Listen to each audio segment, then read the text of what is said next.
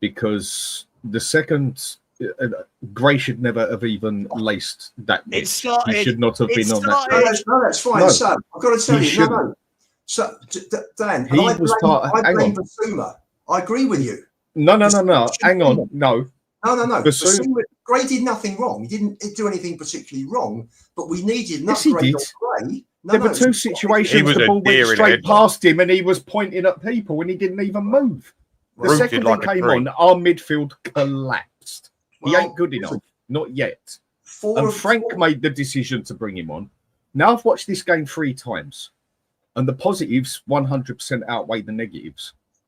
But I am agreeing with a couple of people that have made a couple of points to me and a few of my mates that I've had a good chat with on the phone who said, bloody hell, you lot look good on there, but you're midfield. And why the hell did you bring on Archie Gray when maybe, you could have brought on Davis and shut up at the back and pushed up Romero or whatever?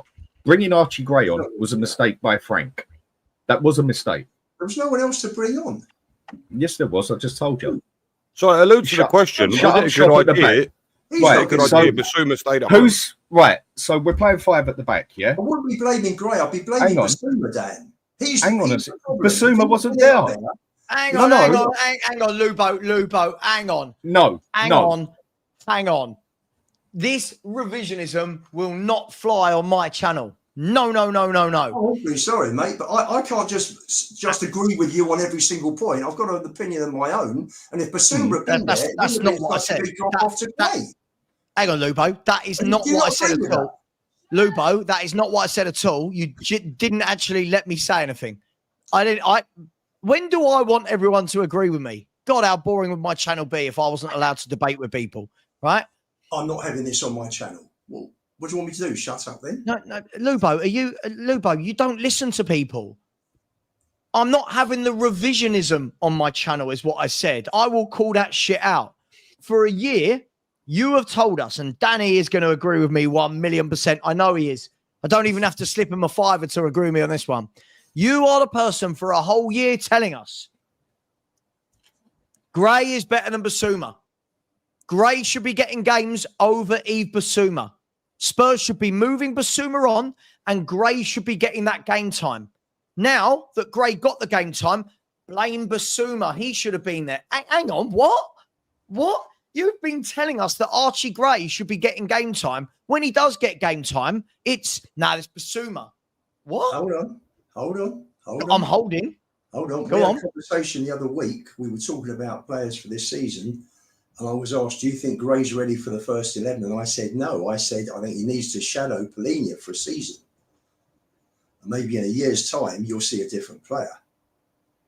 If you remember, I've been very, very, very vocal about that. There was a big drop-off, not just with Gray.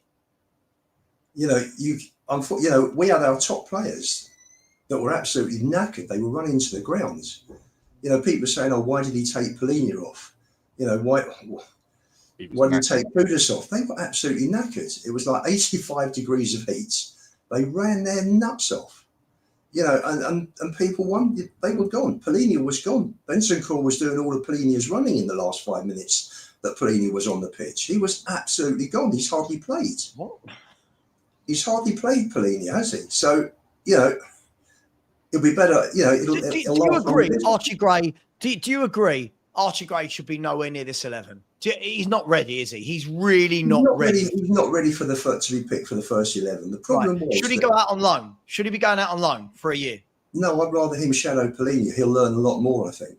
So aren't you worried, though? Aren't you worried that our drop-off, if Paulinho gets injured from Paulinho to Gray, just again makes it... I mean, which big club is doing that? Who in that... Huh? We don't have enough midfield players. That's not the point I'm making. The point I'm making is we saw the other night when Paulinho comes off, it's all well and good going, Gray's got to learn from Paulinho.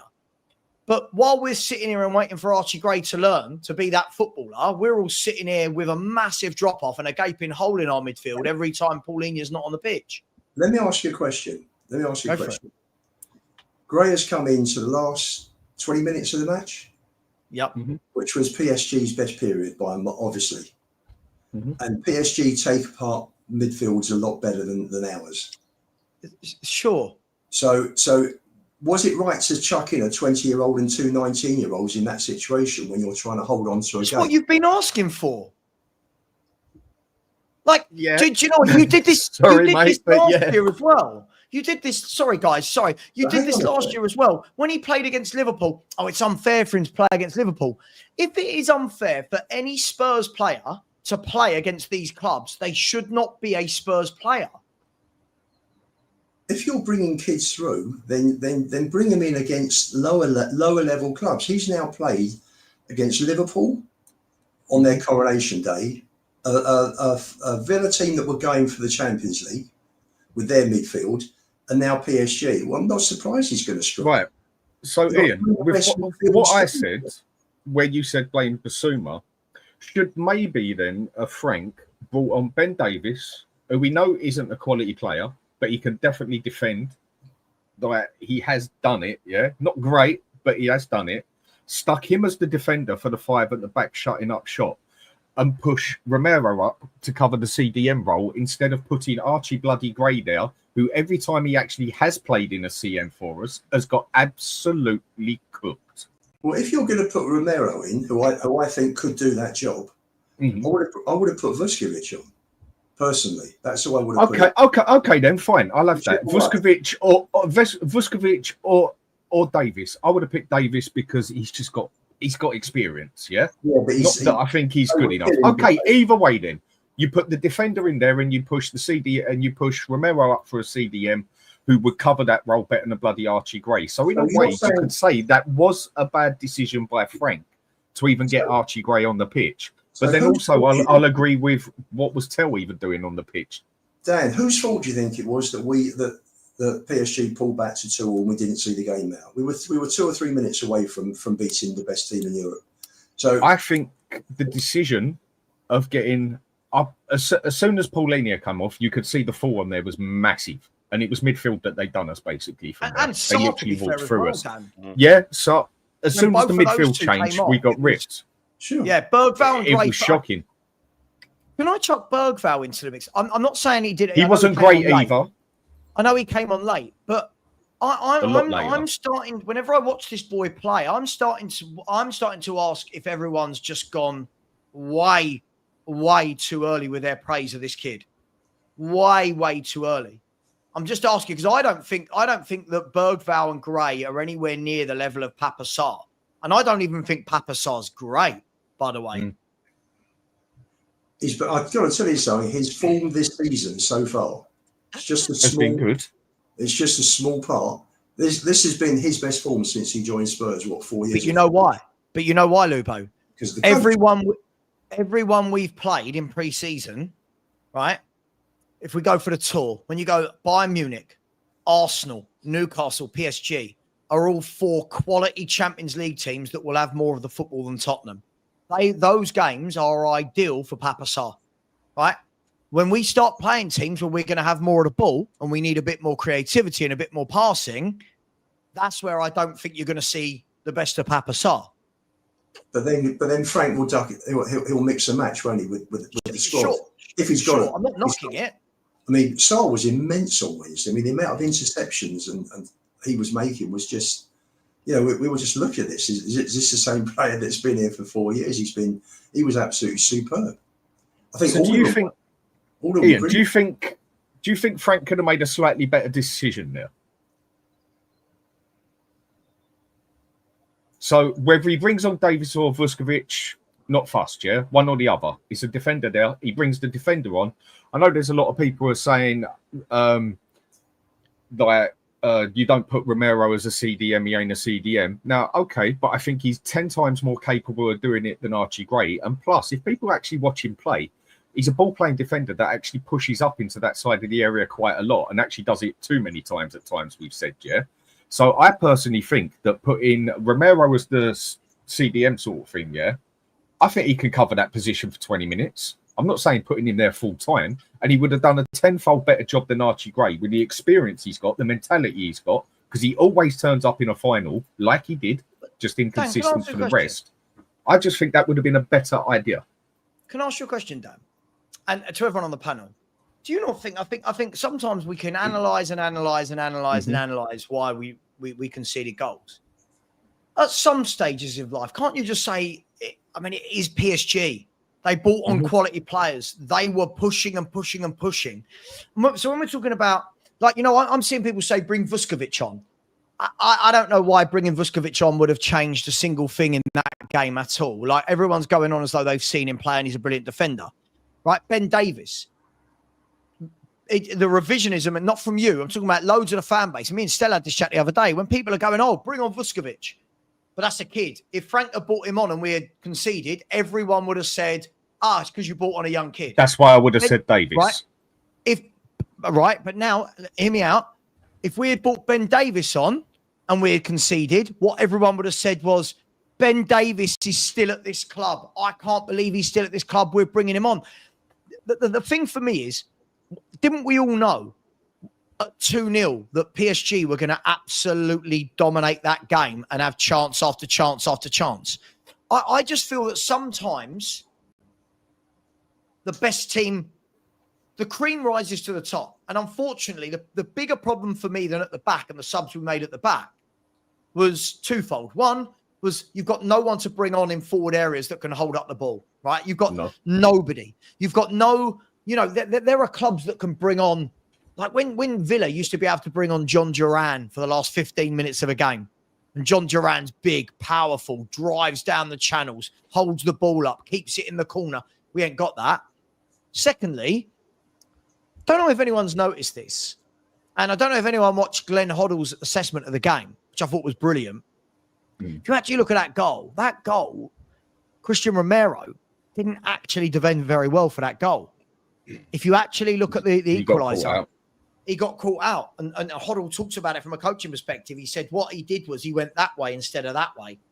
And he said, and what he actually said was he's still doing what Ange asked him to do, and he needs to adapt quickly to what Thomas Frank wants him to do, which isn't go that way. It's go that way when defending. So look, I'm not blaming Romero. I'm not blaming Gray. I'm not blaming Tell. I'm not blaming subs. I just think when you are bringing on Lee Kang in, who was excellent, by the way, when you bring on Gonzalo Ramos, when you're bringing on Fabian Ruiz, who starts for the Spanish national team, and we're bringing on Noah Gray, Bergval, Tell, Solanke, the levels just went boom, like absolutely boom. So I don't think it needs this great big inquest to me. You're right. I think everyone's trying to bash, not saying you guys, I think everyone's trying to bash Frank for we should have.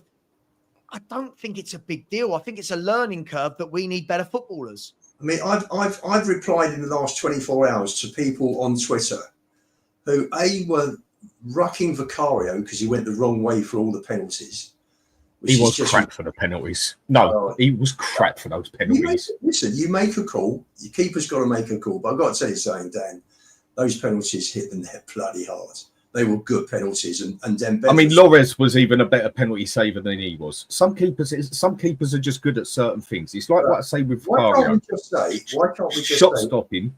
Why can't we just say, though, the year that Southgate missed that penalty against Germany in the Euros 96, Germany hit 5 penalties that were blinding penalties. Why can't we just say PSG hit their penalty? The 4 that were on target, Vicario wouldn't have saved anyway. To me, penalties are a lottery. And I was more, people were knocking Tell about the penalty. Forget that. I was more bothered that Tell wasn't showing the same intensity in pressing and closing. Because, everybody was saying it around me and commenting, look at Tell, go on, get her, chase him up, go after him. Here he is. Here is Mr. Waffle House himself. Alex doing what Alex does, comes into the chat, rather than message me, comes into the chat, all capital letters, like blah, blah, blah, blah, blah. Alex, would you like to come on and tell us just why Thomas Frank is terrible and have a I told you so moment?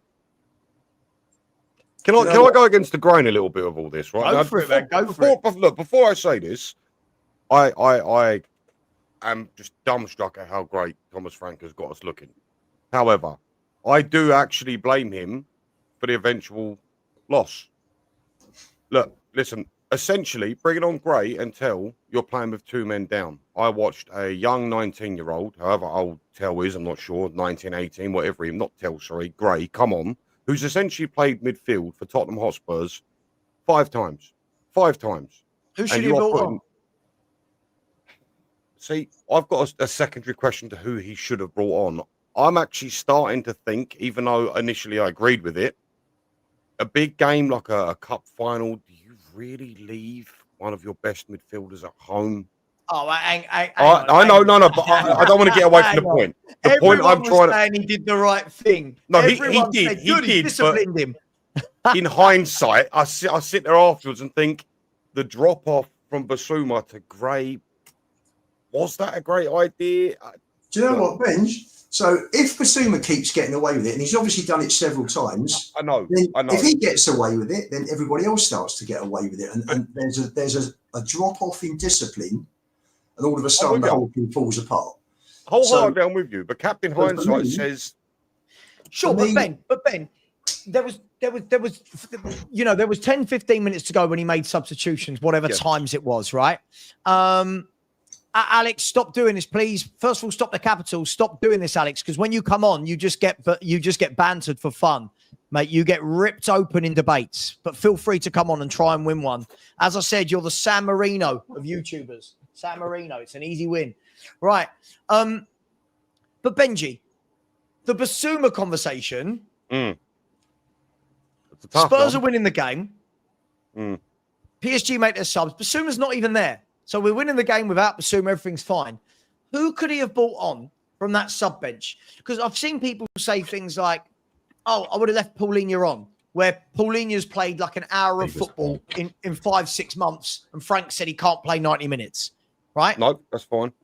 You've got Kudus, who he said had cramp, right? And let's be fair, Richie has played every minute of pre-season, and Solanke, as much as I don't rate him, we have to get some minutes into Solanke's legs before the season starts. So when these people are all going, oh, yada, yada, yada, this player shouldn't have been subbed, that player, who was he meant to have brought on? What was he meant to have done? I'm with you, right. So for me, I don't care about Kudus because he's an attacking player. You could have put on a Johnson for him because at least Johnson can occasionally come back and defend pretty well. I've seen him do it. However, the only player on the... Well, that's just my opinion. Listen, he'd be a shite side better than fucking Maffey's Tell. That's all I'm going to say, Dan, right? Seriously. Bring him on in front of Tell, then I'm going with you. Well, yeah, that was... Yeah, that's my point. So, all I would say is, from what I saw, the only player on the whole pitch that really needed to come off was Sarr. I think if you are sitting in a low block, I think you are still able to keep on a player like Paulinho because you're not asking him to run. You're asking him to set positionally. You're not asking him to run. But that's not how sports science, injuries, and fitness works, mate. This is the thing. When we say things like this, right? If you've got a guy who's hardly played any football and you're asking him, we're going to keep him on for that game at the risk of injuring. When players aren't 100% fit, that is when they're most susceptible to injury. Imagine he had kept on Paulinho and something goes in that last 20 minutes and they know he's not fit enough and something goes. Imagine we lose Paulinho for 3 months. Now we're not having to play Archie Gray for the last 20 minutes or 15 minutes against PSG. We're having to play him for 3 or 4 months in the Premier League. That's fine. Or imagine he stays on, doesn't get injured, does his job, and we win the cup. You can't go one way or the other. It's another thing where the manager... I'm just saying, Stars should have came off, undoubtedly. When these players hit the red zone, they're struggling. Exactly. And you can't ignore that. No, I know, but his age, his experience, I just think he would have been okay if you just said, right, sit in that low block, hold your position. Sorry, you know Paulinho's body better than him, the sports science team, and Thomas Frank. Look, it was an important game. Okay, I just feel like... Is it? Is it? I think it was. Do you know what I would have done for the club moving forward for the season had we won that cup? I think it would have filled the players with a shit ton of confidence, and I feel like it would have propelled us a little bit early doors. Do you not think that? No. So the difference between winning a penalty shootout and not is the difference between what we do this season in the Premier League. No, but it shouldn't have got to a penalty shootout. But that's not what you said. You said, imagine we won it. So imagine Tell and Van der Ven had scored their penalties. Are we really saying that changes anything right now going into the Burnley game? Like, what does it? Absolutely, I do. I think it gives the players a massive confidence boost. That's going to make winning a penalty shootout. You've just beaten the best team on the planet and got a little cup out of it to show. You know, we would have been the 6th English team to win that cup. It would have been the first time we've ever been in it. So you think these players are that stupid that they can't realise the difference between losing the game and missing a couple of penalties? It builds on that winning mentality is all I'm trying to say. I'm not saying but I'd rather my midfielder gets fit. I'd rather my number. We have talked about having a number 6, having a DM for years. I don't want that bloke getting injured because we're so precious about the UEFA Super Cup. The Premier League is, what money are you getting for the Super Cup? What prestige does it give you? I'll ask you this. When we get to May of next year, May of 2026, let's say we finish 10th, right? And don't win. We finish 10th, don't win a cup. Is anyone going to turn around and go, yeah, but we won the Super Cup back in August? No one's going to give a shit.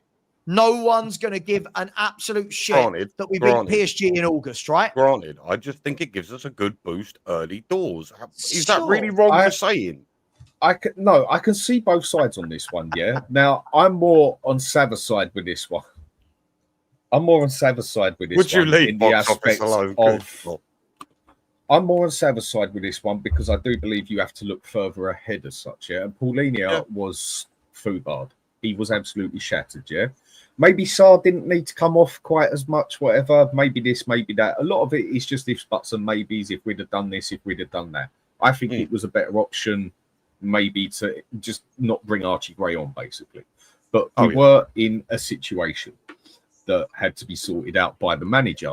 But in that aspect, I also agree with you, Ben, because I've had a lot of people preach at me for many, many a time that every game matters because winning those games gives you the momentum for the next game. So I do think if we'd have won this game, it would have definitely given the players a bit of a mentality momentum for the next game.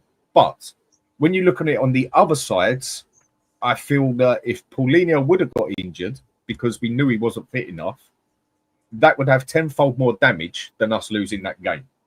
So I'm going to make you both right on what you're saying. But sure, yep, sure. But again, this is the difference between. I'll say this again, and I don't want to play this card of having worked at a football club. This is the difference between football fans and professional people. This is the difference. We talk from emotion. That footballer should have stayed on. He could have played. Football clubs go, this guy can't play more than, this guy can play 60 to 70, right? Do not risk him. If you risk him after the 70th minute, he's going to go. A hamstring might pop, a knee might go, an ankle might. Don't risk it, right? This is the difference between the emotion and being professional. I would rather my DM is fit for a Premier League campaign than we leave him on. I agree.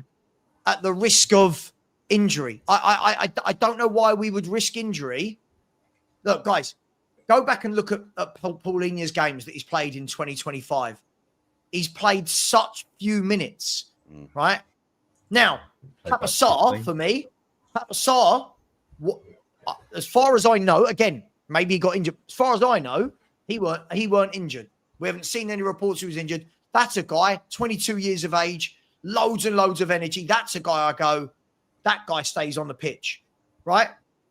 That's the guy. But if players are going down with cramp, if they're already, like Lubo said, if they're going into the red zone, also it's 28 degrees. It was 28 degrees. I feel like we've just got Paulinho had to come off. The only point I was making, I was totally agreeing with you, Savva, but then I totally agree of the point that Ben is trying to make in the aspect of the momentum it could have for the players' mentality. But Ben, when you come and actually look at the whole thing, having Paulinho fit for the season is more than just winning this game. You get more out of it. I do understand that, but at the same time, I get the point. He could start the game Saturday and he was 5 minutes get injured. Look, there was a word, Ben. There was a word for the way he was, and he was proper. You know what I mean? It's early in the morning still, so I won't say it. He was done and dusted. Sure. He had to come off. I didn't want him off, but he had to. Sarr, manager and the club. We've got to Yeah. trust the player, the manager, and the club. Absolutely. That Sav, injuries are important. Benji, if you've got the match on TV, if you got it on record, if you do, go back, watch the 10 minutes before Polinia got pulled off. Benson Call was doing all of his running. Everybody around could see. Everyone was saying, "Look, Polinia's gone. He's done." He had cramp, wasn't it? And I understand. No, I do understand. Hurts. Oh, I didn't know he had cramp. I do understand. I mean, for me, the only player, like I said, needed to come off was Sarr because he ran himself into the ground. You could see he was really struggling. But with Paulinho, I just think with his experience, he would know how to manage that situation. And I feel like he would have been a shite sight better to stay on than bringing Gray on. But again, I'm not a fool. I do understand the point you're trying to make. I just think, I just feel like Paulinho could have stayed on. But again, it's my opinion. Sure, yeah, you might have felt it, but him, Thomas Frank, and the coaching staff, you've got to remember as well. You've got to remember, Spurs have paid a loan fee to get this guy to come to Spurs, right? Spurs will know what the drop-off is from Paulinho to the next guy. I genuinely don't think we're going to risk that purely to win the Super Cup. And listen, I'm not saying we lost just because Paulinho came off, but for me, I care about the 38 Premier League games. I care about, like everyone in the chat going, "Oh, you don't care about winning trophies." It's not that. But realistically, Spurs winning the UEFA Super Cup or not doesn't change my life. No, that's fine, but it doesn't change anything. To the point I'm trying to make, do you know what Thomas Frank did to the boys before the game started? Do you know what he did? This proves to me how important that cup was to him, at least. He sat there in the changing room with the boys, and you know what he did? He showed them a picture of them winning the Europa League Cup and said, "You are winners."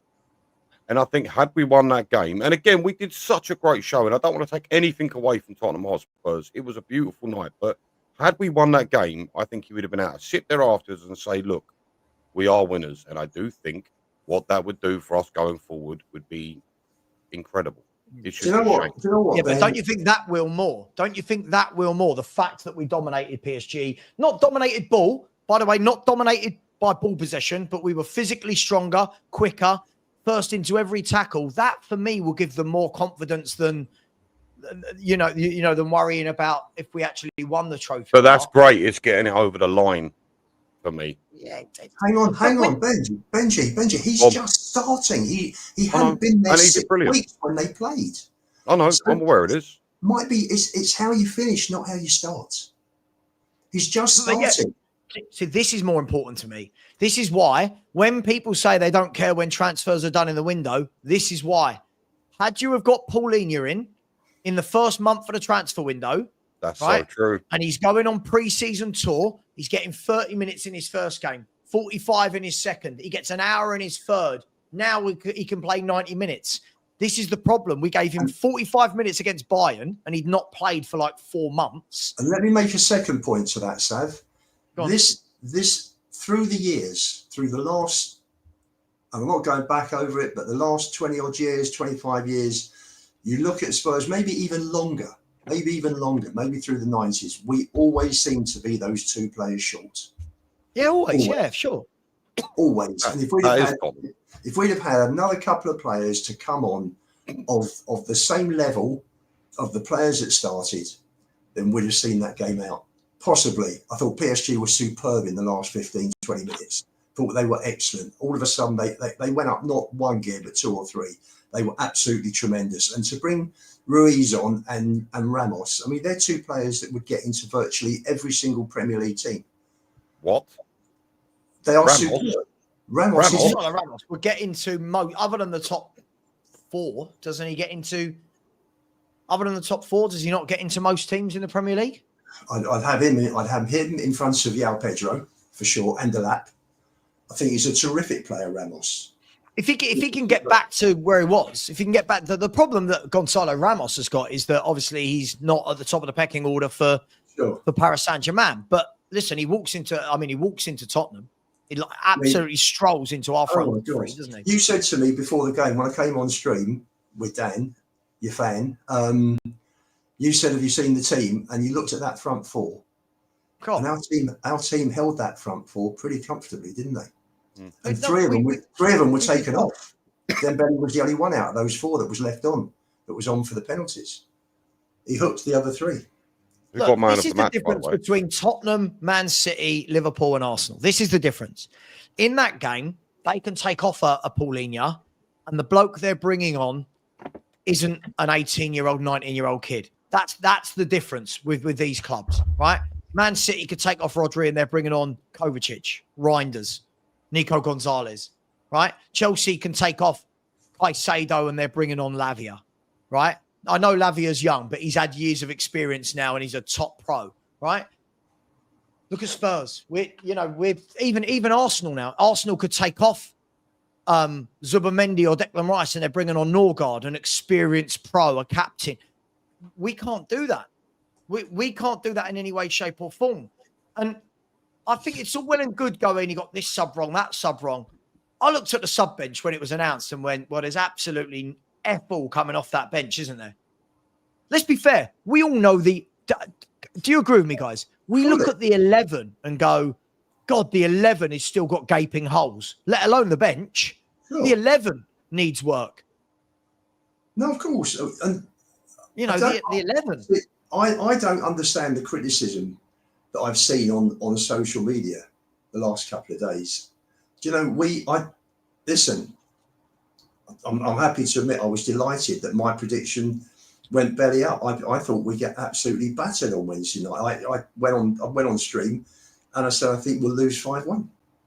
Honestly, think we all did, Lubo. We all did, mate. And for me, and then yet we draw with the European champions, and suddenly Frank out and Frank shit. And it was like, what? People forget in 98 minutes we drew 2-2 with PSG. I know. And people turn around and say, oh, they only came back to training 9 days ago. But hang on, guys, they played right the way through. When we were starting our pre-season, they're playing, and we're resting, and the guys are on the beach. They're still playing. So they've lost. You know the worry, Lubo. Doesn't take. If a player's injured, Sav, if a player's injured for 3 weeks, he can come back, and they iron it out, and he's virtually back to match fitness a week later. But you know the worry, Lubo? What I saw the other night from the meltdown of people losing to PSG, the best team in the world, every time Spurs lose a game, it doesn't matter if it's Liverpool, City, Arsenal, Chelsea, there's going to be meltdown. Oh, I thought Frank could coach. I thought he could adapt. I really hope that people don't think because we've changed manager that suddenly we're going to go 38 Premier League games without losing some. Of course. It's... Yeah, but Dan, this is the problem. Everyone's having meltdowns because we lost to Bayern Munich and drew with PSG. Spurs could have had a pre-season, Dan, where we played on tour. We played Plymouth, right? Do you know what I mean? We could have played Millwall. We could have beaten these teams 3 or 4-0. We're all going, fucking hell, look how good we are under Frank. But look at the games we have played. We have played 4 Champions League teams. By the way, other than Newcastle, we're talking about 3 massive Champions League teams. We're talking about PSG, the Champions League holders. We're talking about Bayern Munich. They are Bayern Munich, one of the favourites every year for it. Arsenal, whatever we want to custom, Arsenal were in the Champions League year after year after year after year. Newcastle, all right, the only one you would say probably around about our level. But I think to navigate those 4 games, and if I'm not wrong, didn't we navigate those 4 games in about 12 days? Isn't it something like 2 weeks? To come out of that with 1 defeat in 90 minutes, right? 1 defeat in 90 minutes against those 4 teams. It's not bad. Everyone losing their mind is just crazy. But then, look, again, it's what we do, yeah? Now, people have already said to me before, like, oh, why are you picking out this? Why are you picking out that? It was a positive. Of course it was a positive game. But again, if I want to see improvement and I need to see things improve, whatever, and that, and I'm going to judge the manager exactly the same way I judged Ange, I will also pick on the points where I personally think he made a mistake, or it's going to be obvious to everyone that they make a mistake. Sometimes it's purely opinionated. Sometimes it's clear as day. Yeah. Again, that is how you improve. You have to look at what went wrong to improve it as such. Man, why should something have gone wrong? What went wrong? Their bench was so much better back. than Ian, calm down, mate. Calm down. You wind yourself up. No, because you're criticising for the sake of criticising here. No, I'm not. No, I'm not. Ian, mate, don't get that angry. Breathe through your nose and out through your mouth and it'll be easier. Look, I'm fine. Right. Well, right now you've calmed down. It's easier because there was a couple of bits on towards the end where you could question it, and that's all I did. I questioned it. Now, okay, if that's stupid, then go and tell Alex Ferguson that he didn't have a clue. In both his autobiographies, it states, and in David Beckham's, and in, hang on, Ian, and in Gary Neville's, and that, they went out and won games 5-1. By the time they got in the dressing room, they didn't even get to speak about the 5-1 because they got come down on like a ton of bricks, basically, because Fergie was going off his head about the goal they conceded. You've got to also, even if it's gone great, you've still got to pick out the bad points for the fact of you want to fix them. That's all it is. Overall, so much more positive in that game than negative.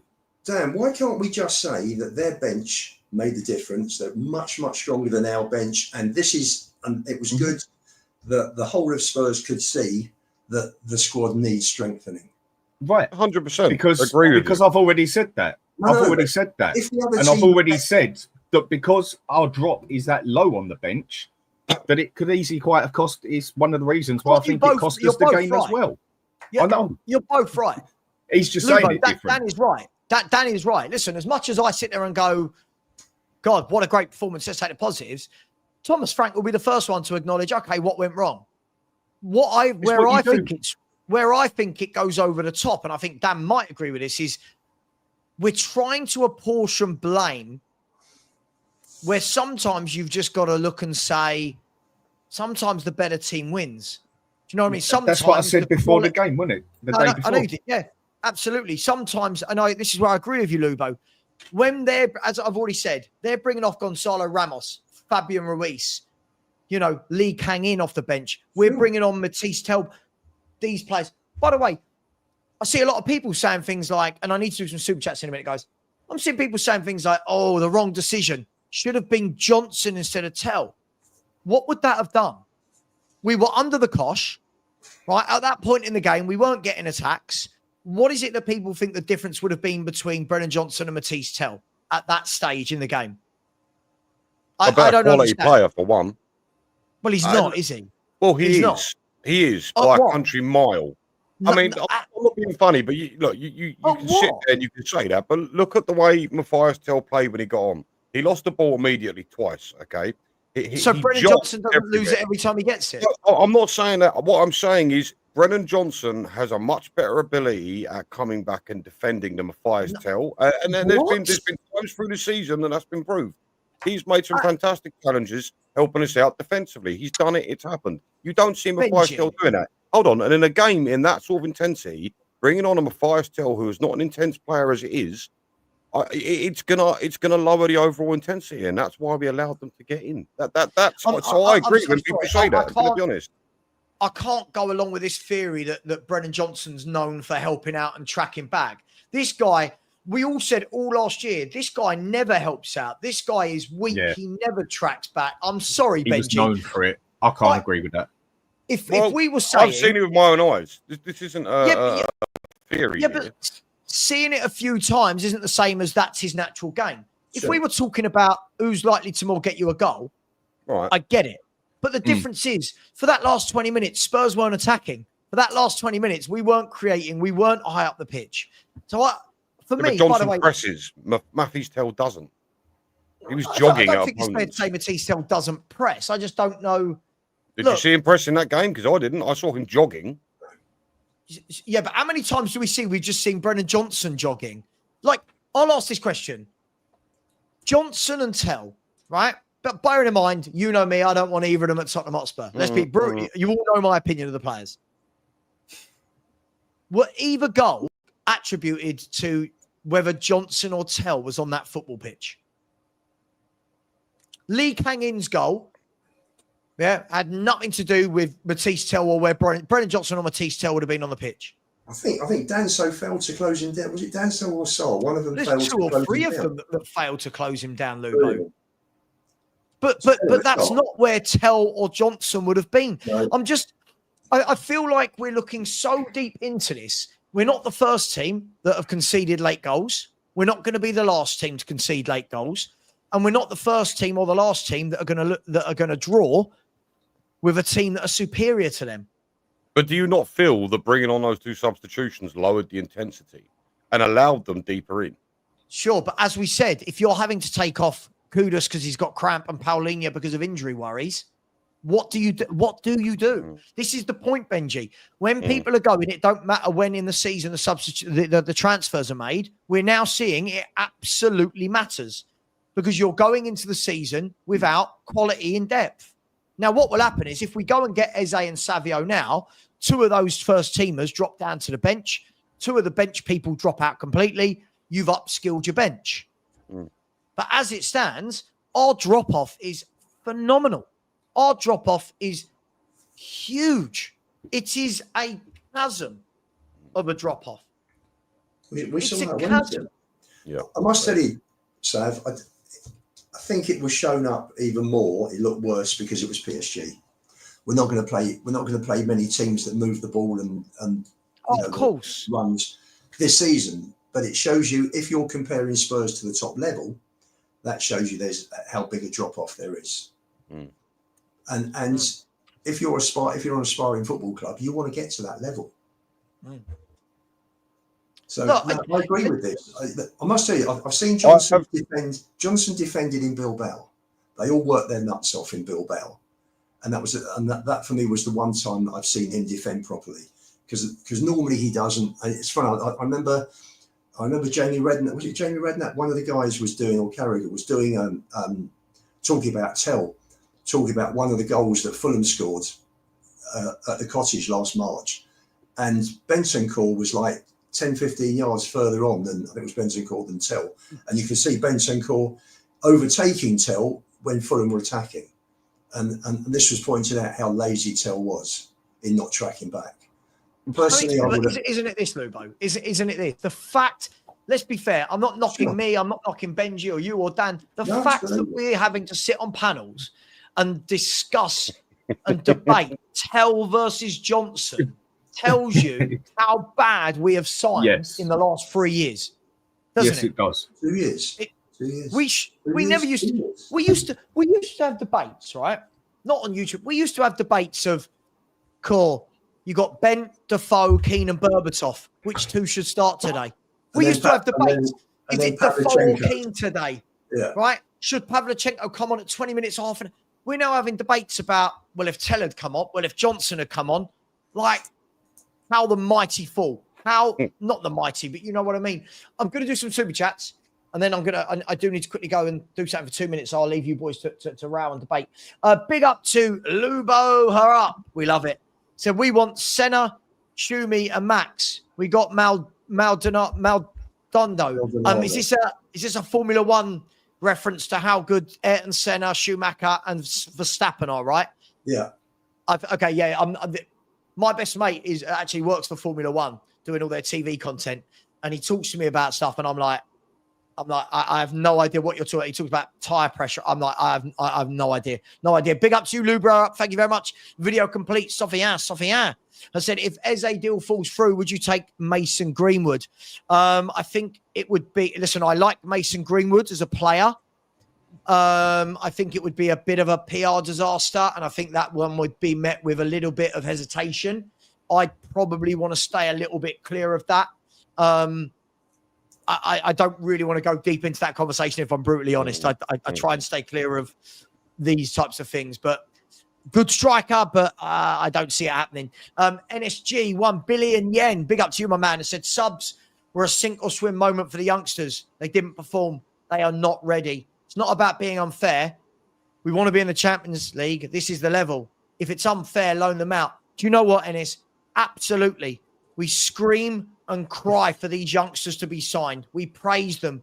People like Lubo tell the world how great they are and how much they need a chance. Then when they do, we all go, oh, the drop-off's huge. Well, yes, because you're signing players that aren't ready.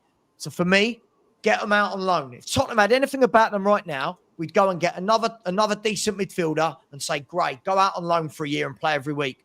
But we won't. Big up to you, Ennis. Big up to S199. 19991. It's a great show, Savva, Benji, and Danny, and Lubo. I think both of you are over analyzing big. Oh, sorry, Benji and Dan. I think you're both over analyzing big time. Subs weren't great, yes, but victims of circumstance in terms of the squad. Look, each to their own, my man, each to their own. But fair enough. Analysing, it's a football YouTube channel, my man. It's what I asked them to come on for. Big up to you, Ennis. Big up to Emma in Teesside. Thank you very much, Emma, for the super sticker as always. Very, very generous, Emma. Thank you very, very much. And tell these frauds, Emma, we've only had 3 subscribers today, and we are currently 13 off of 21,500. So please smash that subscribe button. And we've only got 300 likes, and there's nearly 1,200 people in here. 1 in 4. That should be 600 minimum. Please all smash that button. Big up to Ennis, who's coming again. Has said this is mental gymnastics. Being tacticos after the game is done is just a guessing game. Our squad is not good enough. Don't injure the good players. Ennis, I do agree with you on this. I think we're trying to overanalyze. I get that bit on why players that aren't very good aren't very good. I truly believe that. We all go into these games saying we're going to get smashed. We all go in saying we need loads in the transfer window, then worry why we can't beat PSG. It is a little bit mental. I do get that. Big up to you. Mark Taylor said, Liverpool losing the Charity Shield. Do you really think their fans think it's a cup? Why are we so desperate players to win the Super Cup? It's a great point. Liverpool just lost on penalties to Crystal Palace. Everyone is still making them the favourites to win the Premier League. It's for me, it's not the disaster we think it is. Big up to you. Thank you very much, Mark. Dean Law with a super sticker. Thank you, Dean. Really appreciate you, brother. Really appreciate that. Thank you very much. Big up to Perry Scarborough. Thank you very much for the super stickers, Perry. Really generous of you. Thank you very much, my friend. Big up to Andrew Kiddle, my man in Lee Green. Don't put your full address, but big up to you, Lee Green, near Lewisham, where I grew up. Big up. Danny will very much know where Lee Green is, living down this way. Big up to you, Andrew. Appreciate you, my man. And last but not least, Jay McCullough has said Benji is going to have to be fined for these takes. Cheers, mate. Like a swear jar, but for bad takes. And Benji owes us 1,500 quid already, doesn't he? Big up to you, Jay. Really appreciate that. Guys, moving away from this, I'm going to leave you to discuss something while I'll be 2 or 3 minutes. Bissouma. We touched upon him just now. Thomas Frank has said in his press conference this morning that he dealt with the situation. It's done. And he is back in the squad for tomorrow's game against Burnley. Off the back of what we're just talking about, I'll let you lot go. Is this a good thing or not? Go for it, Danny. I can see you. It's a bit of a strange one, isn't it? Really? I mean, if he was left out for this one, then why should he be in for the next game?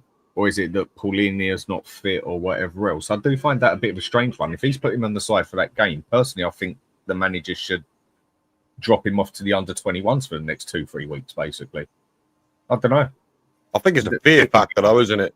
We can't see what we saw the other night. We just can't. I feel like the lack of quality and the drop off in depth. I almost feel like he hasn't got much of a choice than to keep Bissouma there. What do you reckon, Lubo? I think Frank's obviously deemed the punishment sufficient, and he's bringing him in. You've also got to take into account these guys. It wasn't just 84 degrees.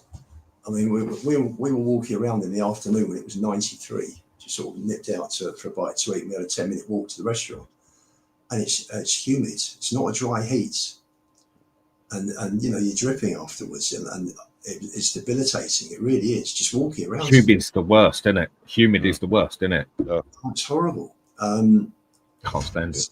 So for me, if he's missed the Super Cup, he'll be kicking himself. Yeah. And for me, he should have been there. If he was, he's got to get his act together. He was dropped when Conte joined because he was running late for training sessions. And it hasn't, he bucked his ideas up, and Conte brought him back into the fold. So if you notice, when Conte was there that season, Bissouma didn't start for the first few months, and it looks like he's slipped back again, which is just a pain, because if he'd have come on instead of Gray, in that midfield spot after 72 minutes. I mean, he kept Salah on for 90. He took Salah off on 90 minutes. And Bentancur, I thought, was immense on Wednesday. So if you'd have had Bentancur and Bissouma in that pivot for the last X amount after Polina went off, then I agree. Maybe we'd have come away and would have won it. But so we were so close, and I think it was a superb performance. I really do. It was, wasn't it? And overall, I was really proud of the team. We were watching it, and you could see from the first 5 minutes, even the first 2 minutes, we were straight in. We were winning first ball, winning second balls. It was absolutely fantastic. It was just brilliant. I was so proud of them, and I just think that, listen, you can analyse, you can say yes, okay, nobody's perfect, but sometimes for me, with Wednesday night, I just think that number one, you've got to give the team immense credit for drawing with the top team in Europe, and secondly, yes, it did show obviously that we are 2 or 3 players short in terms of established players where there was a drop off. I think we all saw that. Lubo, can I ask you a quick question, mate? Seeing as Sav isn't here, really quick, something I really wanted to ask you. Look, obviously you were one of the lucky ones that managed to get yourself over to Nazy. When the final whistle went, let me just tell you, Spurs sent back, I think, 1,700 tickets. Okay, fair enough. Wow. But I wanted to ask, since you were one of the luckier ones, when the final whistle went, what was the general consensus? What was the feeling around the ground? Because obviously outside of the ground, there was quite a lot of anger. So how did you see it at the ground? Was it? I think people were really pissed off we lost, but I think there was an admiration of how the team played, and it was far and above. If you think of how Bayern Munich took virtually the same team apart, Frank changed it to a back three, brought Danso in, I thought, which was brilliant, and the way he put everybody into their position, and they held on. They didn't, when we were attacking, there was a really high press. I don't know if you noticed, but sorry, I beg your pardon, high line. But there was press. The press was consistent right the way through. Midfield, strikers, they pressed and pushed PSG back. And PSG, if you look at the stats, you'll probably see how many. I haven't seen them, but the amount of times that PSG lost the ball with passing out, passing the ball off, passing the ball to our players, overhitting balls. I thought we were superb, and I think, yes, you can always look back at a situation and say, okay, if he'd have closed, we didn't close him down, why did they score? There are reasons why they scored, but sometimes you've got to take your hats off and you've got to say, look, this is a great team, and we were the better team for 80 minutes. Even their manager said that Spurs deserved to win it. Yeah. So for me, Frank will know what went wrong. I don't think anyone needs to tell him that he needs better players to come on in his squad, because as I said before, we always seem to be a couple of players short. With Poch, with Harry, Conte, Jose, we've always been short, and that's what fuels the way I feel about these owners, because they totally agree. They take us so far, but never take us on. But then with that, I just hope. I mean, with what I've said. But I mean, I've said from the minute we played it, there was so much more positive in that. For me, it was 80% positive, 20% negative. Yeah. And that's only at me picking at bits. Yeah. And okay, the things I've said, to some it makes sense, to others it don't make sense. And at the end of the day, it's ifs, buts, and maybes. It might have even gone more wrong as such. We don't know. But it's like I said, I just feel you have to look at both sides of a game. Even if you win that game, you've still got to look at parts of it, if it hasn't gone right in that bit, of where you can improve. That's just how I look on life, sort of thing. You've got to sort out the problems. You can't just be, that was brilliant, even though we lost it. Because there was points at that where you would hope that, well, I would hope Frank would make a better decision and learn, which I think he would, or other people would say he needs the players there, and I hope we get the players there. There's a few ways you can look at that. But positive is mainly the thing to look at that, because we had a great game for about 70 minutes, I'd say. And then last 20 minutes, as soon as the subs were made, we just went downhill. And one thing that definitely showed is the lack of depth we've got at this place. And certain players, they are not ready yet. Get them out on loan, get them some bloody experience.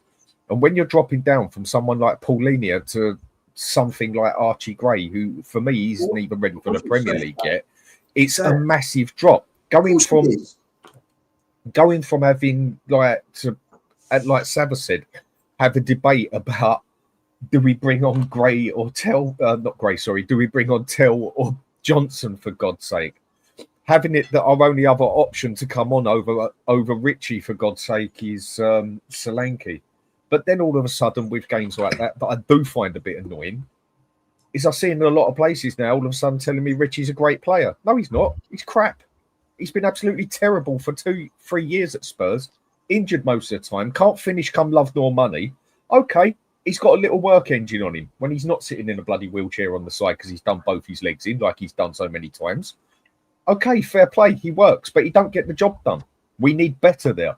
Just being a worker on there don't mean to me that you've had a good game. For him, I think he had a good game. But there was 3 chances he should have put that in the he could have put that in the back of the net, at least one of them. And as a striker, he's not a good player. His ball control is bloody awful, but he's a work engine, fair enough, and he can be a nuisance. Don't we do this every time Richie has a half decent game where he bustles and works hard? Suddenly the fan base start going, oh, I tell you what, got something to offer us, Richie, and I don't mind him staying. And then we get halfway through the season, everyone goes, oh, he scored 2 goals in 20 games. He's rubbish. We need a better strike. It's like we're a goldfish. You know, we get to the end of the fishbowl, like him, and we forget. Do you know what I mean? It's like we just keep forgetting. We do it a lot. He's not the answer. I think what we all looked at on Wednesday nights. He's not the answer. Solanke's not the answer. We need 2 better strikers. That's for sure. Mm-hmm. But let me just say about Richie on Wednesday nights. He was holding the ball up. He was holding players off. He was laying it off, and that's something that fine. But that's something that we've been slaughtering him for, Sav, over the last few weeks and last season. Is that the ball was bouncing off? Last 3 years. I think I heard you say Richie couldn't trap a bag of cement in previous games, and it was a big it was a big upgrade on Wednesday night. He was holding the ball up like a proper centre forward. The problem is, okay, but like a proper centre forward, if there's one chance he falls over, and you need him to put the ball in the back of the nets, and he didn't. It was a bit like, you know, the difference between Johnson and Solanke for me was in Bilbao. Johnson had one chance, made sure he was in the right place, and the ball it was doesn't matter how it goes in, but Johnson. It's what he's good at, isn't it? Mm. Absolutely. But then you can say Werner is better than what we've got, but he can't finish, can he? Ian? No, but in the same game, Dan, Udogie put Solanke in nicely in the second half with the one decent attack we did have in Bilbao, and Solanke should have buried it, and the ball ran over his foot and he lost control, and United came away with it. That's why I say he's bang average as well. Neither of them are good, are they? Let's be fair. No, both of their goal ratios in their career are terrible. What, right? Richie and Solanke? Richie and Solanke, right? Richie is actually better than Solanke in his ratio, isn't it? Richie and Solanke's goal ratios are terrible. And what we've done, we're so conditioned now with average footballers that everyone starts finding reasons why they're good. And if you notice, none of the reasons why they're good actually start with anything that are the Q word, quality.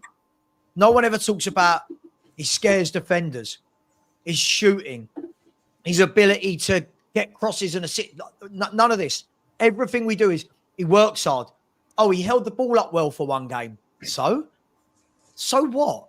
Well, look how Darwin Núñez is exceptional at holding the ball up. Darwin Núñez is exceptional in the air. Darwin Núñez is exceptional getting into positions. But because he can't score, Liverpool fans go, see you later, mate. Go. Yep. And Liverpool jogged him on after 2 years. See you later. Spurs, I don't know. I think Richie, I think he's got a place to play in the squad. Oh, what are we doing here? And he'll probably score against Burnley, and people will lose their minds. Oh, this is Richie's season. Oh, my gosh. Eat, sleep, repeat. Essentially, we're talking about 2 poor strikers, right? My question is this, and it is a genuine question, right? Does that apply to everyone in the squad? Because when you see a performance like that from, let's say, a Bentancur, for me personally, it did make me sit there and think, good Lord, this is an elite level performance from a player that essentially for most of the season gone by has been pretty poor. But knowing he is capable of playing like this, do you change your mind on him a little bit and think, well, if you can keep him at this level, it'd be a very useful player. Do you not think that applies? Benji, this is the Bentancur that we saw Yes, on before the injury night that we saw a couple of years ago before the injury. And if but only against, can stay fit, only against the poorer teams. We've got a fabulous midfield player there. Yeah, but that's what I'm saying. Does it I think that's a bit. I think that's a bit much. Doing it again. We got a very. We got a good into the trap. He's a really you're good falling player. into the trap. He's been here 4 years, and again, this is what we do every time one of these players has a really good game. Oh, I tell you what, if he plays like that every week.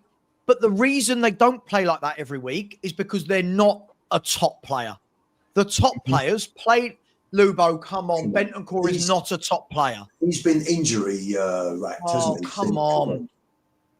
Look, he's had 2 bad injuries, Sav. I think it's a figure of speech. Again, it's a figure of speech thing, Savva. I think you got to look out on this one, yeah. And I think we're all guilty of it at some stage, yeah.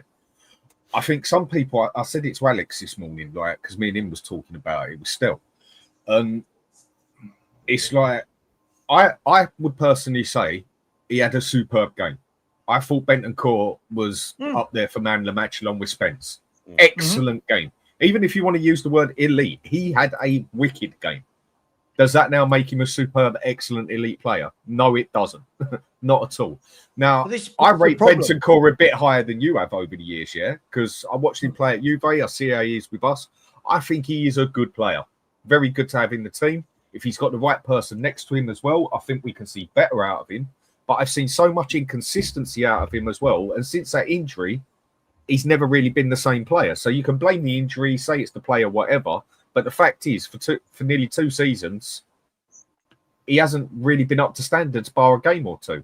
And I'm not just going to change my mind like in a matter of 90 or 98 minutes on whether a manager's good or whether a player's good. Okay, they can have a good moment. You can have a good game. You can have a good 3 games. But then if your next 20 games are crap, what do those 3 games really matter as such? Consistently, he has been a pretty average player for us if you put him over the 4 years. It's just when he's good, he's bloody good. It's just for the past 2 years. Would you really be bothered if we let him go and got someone else in? I think him and Paulinho are going to be a good pair to add together if they can stay fit. I agree. But would you be that bothered if we got rid of him? I want better. I want better than Bentancur. And I don't mind admitting it. Because it's consistent. You hit the nail on the head. It's consistency. When you look at Chelsea, right? Look at Chelsea's midfield too. Enzo Fernandez and Caicedo. They are both quality. Forget the fees they had to pay for them. Everyone mugged them off. Those 2 are growing into a top midfield partnership. Right? Look at Zubimendi. Right? Look at Declan Rice. They had Thomas Partey at Arsenal. Right? Now you look at Man City. Man City's a... Look at Liverpool. Players like McAllister, Gravenberch. These boys are all consistent week in, week out. Bentancur has a good game like he did the other night, and our fans put him there. And then for 3 or 4 games, you're like, well, where's Bentancur? Then he has another good game, and everyone goes, oh, if we get that Bentancur, we don't learn. Sav, let's see how he does in the next 2 weeks for the first 3 league games. We've had him for 4 years, Lubo. I don't need to wait 3 weeks. We've had him 4 years. We bought him in January 23, 22. He's played 3.5 seasons for Tottenham Hotspur. What am I going to see in 3 weeks that makes me go, oh, he's not done that in 3.5 years? Okay. He had a bad ACL. Yeah, everyone's talking about Maddison being finished with an ACL, aren't they? I've heard that mentioned quite a lot. ACL can change a player, can't it? I agree. I'm not, sure. But Dan, I'm not doubting that. I'm talking about how he is now over the 3.5 years we've had him. So it took him time to get back. You got to get fit. You got to get back into, 9 months out is a long time for a pro footballer. He then started playing some really good stuff. Then you have the Matty Cash injury, that awful tackle in Angie's first season in, what was it, November 22. And then he's had to start again. Well, he's now under Frank, getting really fit. He's playing in a proper system. And I think if he can stay fit, I think this is the Bentancur that we saw hopefully under Conte. Because we've seen it. I'm going to remind you of this conversation next summer, right? Because hang on. We had this conversation last summer, the summer before, and the summer before. And there's always an excuse. Now, before everyone loses their mind, I think Rodrigo Bentancur is a good footballer. He's a good footballer, right? Mm-hmm. No more, no less. I don't think he's class. I don't think he's crap. I think he's a good footballer. He's got a good skill set.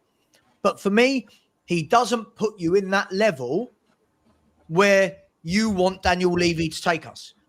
So when we're talking about, again, Daniel Levy do better, Daniel Levy do this, but we want Grays, we want Bergvals, we want Bentancurs. Suddenly, playing Bissouma's, not playing Bissouma was the wrong move. We need better. And I don't apologise for wanting better. We've had him 3.5 years, and I've never seen anything from him where I go, wow. I see good games, but I don't ever go, wow, yeah. Like Dembele. When Dembele played for Tottenham, look at the player he grew into. And we went, when that boy doesn't play, God, our midfield looks weak. Right? Modric, Carrick.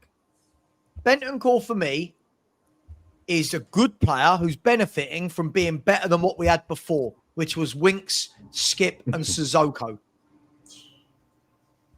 I think Bentancur was better and more consistent until he got that injury. But I'm still not saying he was great. Teams, though. I'm still not saying he was great. But he had significantly more good games than bad games. And he was one of the reasons that rescued our season, basically, same as Kulusevski, the pair of them. For them 6 months, the pair of them were brilliant. It's just the consistency over time. And I think this is where we do it again. I think it's just use different phrases, different words, and then judge things differently, which we're all allowed to do. You sit here, anyone can sit here and tell me that player's world class. I said, well, sorry, up to my standards, he's not world class. But that's opinion. I can then sit down and say, well, I personally think A, B, C, D is better, and I call them world class. That is why a lot of people, I think the world class is used way too easy these days. My God, even down to the phrase when someone turns around and says someone's very good. I don't even think Bentancur's very good. I think he's good, and you get very good performance out of him here and there. I'd quite happily keep him as a squad player if he can stay fit. The thing I'm actually interested in, which I think you could see him go up a level as such, is him and Paulinho seem to click together straight away. They did seem to have a good click between them for that game, yeah? But it's only one game. But I can only judge on what I see. I think if them two click together, I think you can see Bentancur up it a level a bit. And if he can stay fit and stay consistent, I think them two could actually have a good chemistry together. Because some players do rely on who they've got next to them as well. Because, the chemistry in the game and that. I think he's a good player, and you've had very good performances out of him here and there, but nothing more. He ain't nothing special. He ain't getting in Arsenal's team. He ain't getting in Man City. He ain't getting in Liverpool. He ain't getting in Chelsea. He's even going to struggle to get it. He's not getting in Newcastle. So he's not that great, is he? He's a good player, but that's it. Nothing more. And that's not even an insult. It's just where people use different phrases for things. Yeah, look, I just... My concern is, Dan, is that we seem to do the same thing every year with the same players. And in the end, what ends up happening is we're 4 or 5 years down the line. And then what we do is, and I'm not applying this to Bentancur, by the way, eventually we have them so long, we start talking about can't get rid of Deadwood. The problem is these bigger clubs don't act like this. These bigger clubs have some of these players that are decent for 2-3 years maybe, and then they move them on. We're sitting here going, I'll tell you what, if he can do this week in, but he can't. We know he can't. We've had 3.5 years of evidence that he can't do it week in, week out. We had this with, let's be fair, we had this with Eric Dyer for years. If we can get him back to what he was under Poch, we had this with, we have this with Serge Aurier. Oh, good player on his day. Yeah, on his day. Yeah. On his day. We had this with Sanchez. If we can get right, but Sam, Bentancur's on a different level to Aurier and Sanchez. Yeah, but Lubo, when you're saying a different level, it's still. I think you're missing a point. I'm not talking about the level of him versus them. I'm talking about the diagnosis that we give to the players. If we do this with this player and if we do this with that player, let's be fair, top players are top players because they show it week in, week out, regardless. But there's always an excuse. We did say with Aurier. We did say under Ange that players are not playing to their level because of the system and the tactics, didn't we? Yeah, but he's been here 4 years. He's not been here just for 2 years under Ange. And listen, I didn't want Ange Lubo. Ange can't be the reason for every player not playing well. That can't be. The top players stand up. Harry Kane played in some dreadful teams with some dreadful managers, and Harry Kane was Harry Kane. He looked class. You know why? Because he is class. Because he was. We can't just say every time a player doesn't do well that, but look who he's playing with. Look at the manager he's playing for. Look at the system. But you know, you see with Harry did play with Poch. Go on, Ian, sorry. Jose and with Conte, and obviously their top coaches, they knew how to take him, Jose particularly, onto the next level. I mean, Kane's game under Jose just went up. He was a fantastic finisher. Sure. And Jose brought the playmaker into his game. So he became a 10 and a 9 and a 10 in one go. You had two players there. But by the way, Dan, just before you go, Dan, just quickly, have you seen our boy? Remember the boy we wanted, old Manu Kone? Yeah. He's gone Inter. He's going to Inter Milan. You know, last year when people like me and you wasn't good enough for us, was he?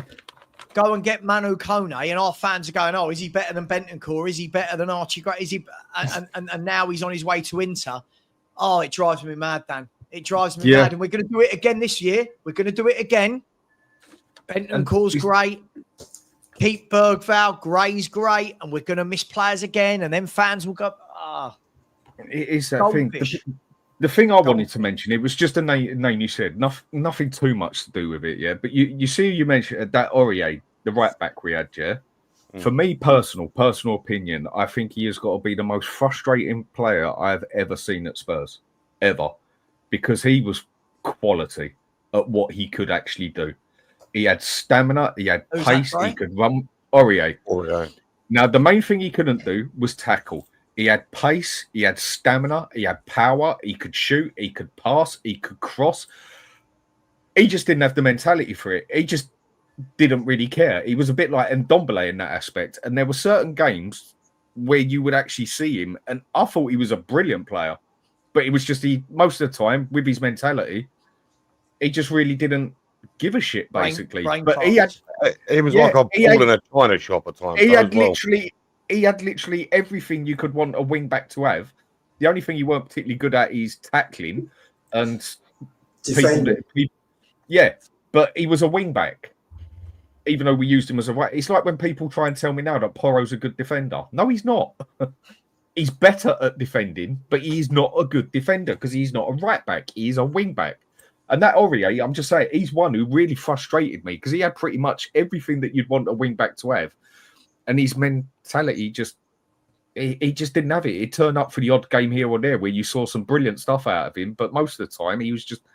I was just saying, he was a really frustrating player for me because I thought he was bloody good. He just... Funny, he Dan, didn't have it in the end. You mentioned Porro. For me, for 2 and a bit years, Porro was a poor defender. I thought the way he defended in Bilbao was superb. And I think the way Frank has taken him up a level defensively. That still doesn't mean he's good. Okay, fine. In pre-season, he had a super game the other night. Okay, but look. So let's see. I think you will see a much better defensively minded player here in Porro. I think he'll be. I don't think he will. Say what you want. He's definitely improved since he's been at the club. You have to at least admit that. Right. Okay. Just because someone's improved at what they do, it doesn't mean they're good at it. He was terrible. He was terrible at defending when we got him. And he's come up a level. Okay, fine, fair enough. But he's not a defender anyway. That's why it doesn't bother me. And when you got three at the back, It's a lot easier for a wing back to be like that as well, because you've got the person covering your ass there. When it's 4 at the back, you need your wing back or your right back, whatever, to be able to defend that bit better. Him and Udogie, for me, they are not defenders. They are not good at it either. At Udinese, he never had to defend Udogie because he always had himself covered. Porro at Sporting Lisbon, when was he actually defending? They were both used as overlapping wing backs. If you want someone who's got the defence on them, Spence is much better than both of them two at defending. Not just a little bit, much better. But that's only because they ain't defensive-minded players, are they? He was strong. There was one attack PSG had first few minutes. It was right in front of us, and the ball was down, and Spence made sure that Hakimi didn't get anywhere near it. And Hakimi is a big, well set player, and everyone he showed himself there. It was the speed, the turn, making sure he got between Hakimi and the ball, and Hakimi just bounced off him. Yeah, but the problem is, listen, I agree with Dan and I agree with you. I think Porro has improved massively defensively, and I do think he will under Frank. But I do get Dan's point. Is Porro's natural game is he wants to be on the front foot. He wants to be driving forward. And what that means is for 90% of the game, you'll see brilliant defensive work. But there will be those moments, like we saw the other day, there's moments where players just go past him for fun. That's natural, right? If you are not a natural defensive-minded player, that's going to happen. That's not knocking Porro. But that's probably why the other night, that formation suits Porro. By the way, just really, really quickly, Alistair Gold has said this. Take what you want from this. By the way, you lot are being very stingy on the likes, right? Truly stingy on the likes. 406 likes and 1,100 of you in here. But that means 700 people haven't smashed that like button. So please do. It really does help the channel grow. Justin, Tottenham will try to tie up a deal for both Eze and Savinho in the days ahead to ensure a major double dose of quality for Frank's squad and a much-needed increase in transfer spending to the sums splashed out by their rivals. Do you know what always worries me about those sort of sentences, guys? It's always coming days. Days ahead, in the next few days. It's almost like, you know, when the plan is there. Come on, where is it? It's like when you talk to your wife about going on holiday and planning it, but you don't do it until 2 years later, sort of thing, isn't it? It's just. I've got to tell you, it's really important. These guys, if we're going to sign them, you've got to get them in for the Etihad for next Saturday. Oh, definitely. For sure, you've got to get them in at the Etihad. If this team goes to the Etihad, right? Listen, we'll probably adopt what we did against PSG, right? Probably will, but Man City will be up for it. You have to ask PSG how much did they, effort did they put in but PSG will be up. Man City will be up for it. But when I read that, does it get to the stage, guys, where some things you hear so much that you just lose faith?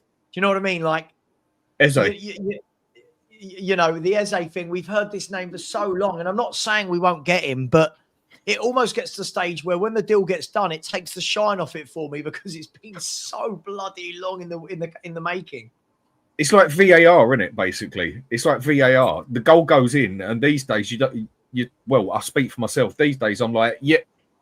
And I'm straight away looking at the TV or whatever, like, okay, what's coming next? It's killed it, isn't it, Dan? 2 minutes later or 5 minutes later, whatever, it's a goal. You're like, yeah. It's like you almost don't give a shit anymore. You know what? We all go to he's killed it. 100% right. We all go to football for that adrenaline rush, that feeling when the ball hits the back of the net. And they've killed it. I agree, but it's the same. The reason I was using that as buying the player because Savva is right there on what he's saying, in my opinion, in the aspect of like by the time we get him, it's like when we won that final. I wasn't as happy as I should have been when we won that final, where I'd already cut myself off from Spurs in the league, whatever, and that. I was just relieved that we won the bloody final and just happy that basically the season was over, more than the fact that we bloody won it. Because of how run down that season bloody got me, and I just wanted it over. By the time we go and get Eze, I'm going to be happy that we got him. Thank you, we got a good player. But there's that other side of me that's, thank God, I don't have to talk about are we, aren't we, is it, isn't it, for the next 2 years about him as well. And it does sort of put that you're just more relieved that we got him than happy, if you get what I mean.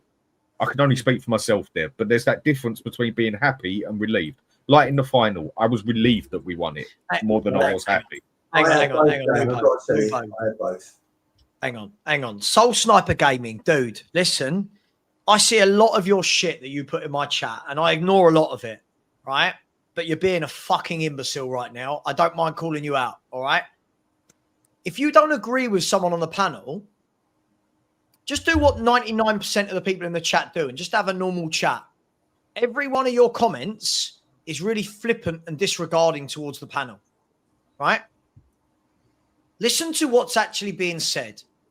Listen to what's being said. We've been Spurs fans that have been here, seen this and done this for many, many years. All we're saying is, for some other clubs, they get here we go. And they go, oh my God, this is amazing. Look how exciting this is. With Spurs, it's like every deal seems to take weeks and weeks and weeks and weeks and weeks and weeks and weeks and weeks and months and months and months and months, that it just takes a tiny bit of shine off. When you're saying that's a juvenile attitude and it's so fucking childish, dude, relax. Look at your response. Look at your response to everyone. And as I said, I see you in here. This isn't I'm picking out an isolated comment. I see everyone's comments. You've got to relax in the chat. You've got to relax. So this is the last one I'm going to give you. Not everything needs to be an attack on the panel. Not everything. All right? Please, just not everything needs to be an attack on the panel. YouTubers come on every day onto the screen. Pause. We're on screen every day giving you free shows. You don't have to pay to watch us. And that doesn't give you a right to just be rude to absolutely everybody that you see on screen. These people give up their time for you. These three are with me right now. They're not getting paid for this. Luckily, I am, right? These three aren't getting paid for this show. And you're coming on, you're being rude to everyone.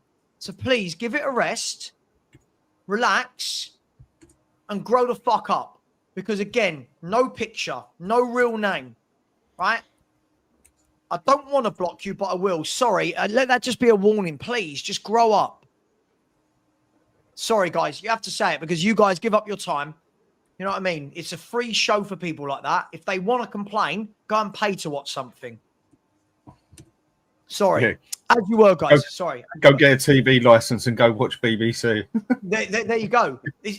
Dan, we give people a free show and they think it means they can just be rude to us all day, every day. I'm not having it. I'm not having it. No one needs, oh, you should have thicker skin because you're on YouTube. No, it doesn't mean that these fucking imbeciles get to say what they want about us. No, you don't get that. You don't get to say what you want about my wife. You don't get to say what you want about my looks. You don't get to say what you want about Benji's opinion or Dan's glasses or Lubo's love for Archie. You don't get to do that. No, grow up. Sorry, as you were. Can I ask you guys a question? Just sort of go for it. Staying obviously with current news. You're happy with the captain that Frank's named for this season? My captain? Absolutely. I love Romero. I always have done. And I for the last sort of 3-4 years, I've always thought he was captain material. I know Dan might not necessarily agree with me, but I like that sort of player that's, aggressive or getting players' faces. I feel like I've always admired Romero's fire, and I feel like you need that in a captain. That's why I wasn't so convinced by Sonny as much as I love Sonny, and we all know that. So, yeah, for me, I'm over the moon with Romero being named as club captain. Over the moon. The only thing I don't know, though, is who is our vice captain? I never clocked that. Do we know? True. I think probably Davis. I would think probably Davis is club captain, and I would hazard a guess that Vicario, while Maddison's out injured, I would think Vicario is vice captain. God, Davis has been there long enough that he's like the uncle you ring up to lend you a tenner when you've run out of money down the pub when you're 18, isn't he? He's been there that long. That's probably what he gets. But with Romero's captain, even though I've grilled the player a hell of a lot, and I do because he frustrates me, because I've seen how good he is. He can play world-class football. It's just I cannot call him a world-class player for his inconsistency, and the injuries do no favours as well. But on the day he turns up, on every big game, final or whatever, he turns up. No two ways about it. It's just in the other games, I don't know, maybe you just don't take him seriously. Maybe it's this, maybe it's that. Who knows? But that's why. But when it comes down to it, he basically does tick the majority of the boxes of what I asked for a captain. He's got the aggression. He's got the front. He's got the fire on him. He's got the old school bit of John Terry, Tony Adams in him. He's got the bit of Gatasso. He's got the bit of Patrick Vieira, Roy Keane to him. There's a lot about him where if I'm to add up what I want in a captain, he's probably, he's the one that suits it most. It's just I find him so frustrating in the aspect of that he could be an out-and-out world-class player if he was just bloody consistent. And that is why many a time I've said I'd quite happily get rid of him for other players who would probably have a better season than him overall, because they'd be playing roughly a 7 at every game, and he plays an 8, a 9, a 2, a 2, a 3, a 5, a 10, a 10, a 5, a 2. He's just too inconsistent. Yeah, Dan, this will give him that kick, because he's not going to leave Spurs, not this year anyway, because no one is willing to pay the money for him. I think he's accepted that. And if this can give him that kick up the arse to put in that effort every game, then we've got ourselves a brilliant player there. It's just, for me, he's too bloody inconsistent. But I don't really see any other option for a captain. That's why I thought Son was a crap captain. But then people did point out to me what he did off the pitch, which I didn't take into consideration. And off the pitch, he was meant to be absolutely excellent. So, okay, I'll give it that, yeah? But on the pitch, Son just wasn't for me as a captain. I know some would say times changed. It ain't all about being loud, this and that. Well, sorry, I just grew up in a different way, in a different time of football. Romero matches basically what I ask in a captain. I just want consistency off him. And maybe less injuries if we can help it. I'll tell you what I noticed about Romero, right? And I think this is a good thing and a bad thing. It's a double-edged sword. There were times you saw the other night where, as fights are about to kick off and that, he wants to be in the fight rather than sometimes I'm thinking, you're the captain, defuse that, get your players away. And I think that's one thing he's got to work on. I'm not saying that his aggression is always a bad thing. I just think he needs to work on that. We know Romero's a good player, but we know there's a lot Romero still needs to work on. I'll say the same thing I said to you the other day, Dan. Fine, you're captain. Sign a new contract. Sign a new contract. Because at the moment, we've just made this guy captain after he stormed down the tunnel and didn't say goodbye to the fans, publicly criticised our medical team, publicly criticised our owner, flirted with La Liga, saying he wants to go there. When Thomas Frank joined, the first thing he did was 20 minutes later was to put out a post about Ange. So for me, yeah, you could say he's captain by default because I don't think there's many options there, but I think he's still got a lot to prove. I think he's still got to show the commitment. I don't think it's there at the moment. Sign the contract. Don't do all those childish things. And when people say to me, oh, I love that he called out so-and-so, that's not what a captain does. That's not what a captain does. And here's Mr. Box Office. Here he is. Here's Mr. Box Office to tell us why he was in our chat with capital letters and getting all angry. What's wrong, Alex? You're on mute. Nothing's wrong. Nothing's wrong. I just don't like it when you go on like that. When you go on like that, I just you act like that. You're and I'm not going to swear because this is your show and you can swear. Go on. No, because I'm not that type of person, Savva. I'm actually a kind person. I'm actually a very no. Mr. Box Office. Alex, what don't you like that I did? Just spit it out. What did I do that you don't like this week? But no, it's just I'm just fed up this whole thing with this Thomas Frank thing. It's just like you can't say anything bad. What Thomas Frank thing? Because whenever you say something bad in the room with Thomas Frank, with you in the room, right? Not so much Lubo. I think Lubo's just Lubo. We all love Lubo. You know what I mean? You know? Yeah, that's a good thing, Lubo. Don't look at me like Lubo. Come on now. You know what I mean? Get to the bloody point. You can kiss Lubo later. Get to the bloody point. Yeah, Lubo, you're just Lubo.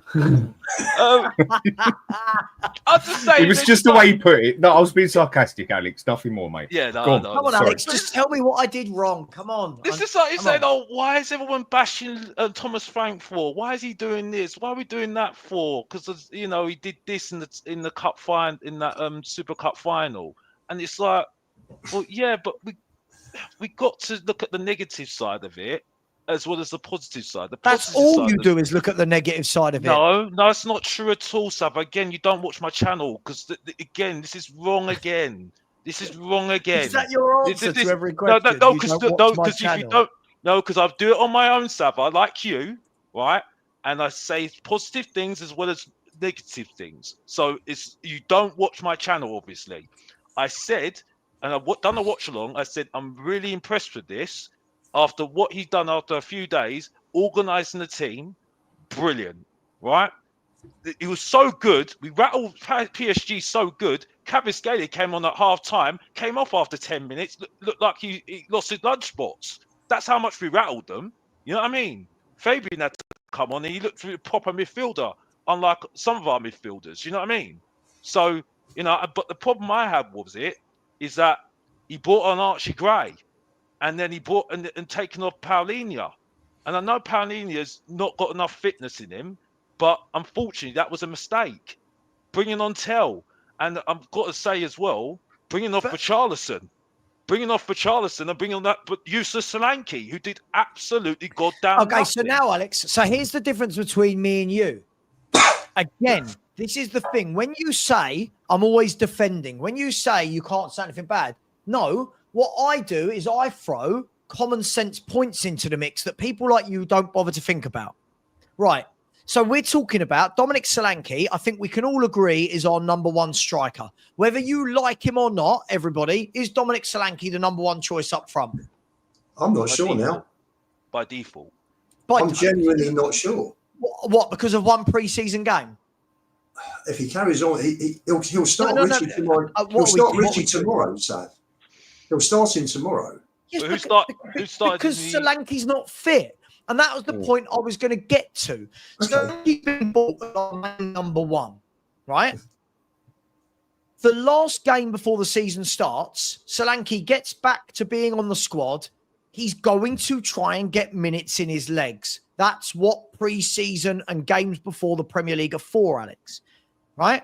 Paulinho is not fit enough to play 90 minutes. This notion that you go, it was a mistake. He's not fit enough to play 90 minutes. He needs to be gradually integrated with his minutes. Yeah, Tell. You go. Tell. I agree. I don't rate Tell. I don't really rate Johnson if he had come on. I don't rate Odegaard if he had come on. Nothing would have changed. So when you're saying those three subs, tell me what you would have done. Probably put Romero or somebody proper in midfield, someone to put in midfield. And so a guy that's never played there before, sure, okay, brilliant. Well, I just think at the moment, that might be a better option than putting Archie Gray there. You know what I mean? Sure, so but Alex, I'm just saying. You're asking a manager, right? Picture this. So Thomas Frank, and again, this is just me trying to use common sense here.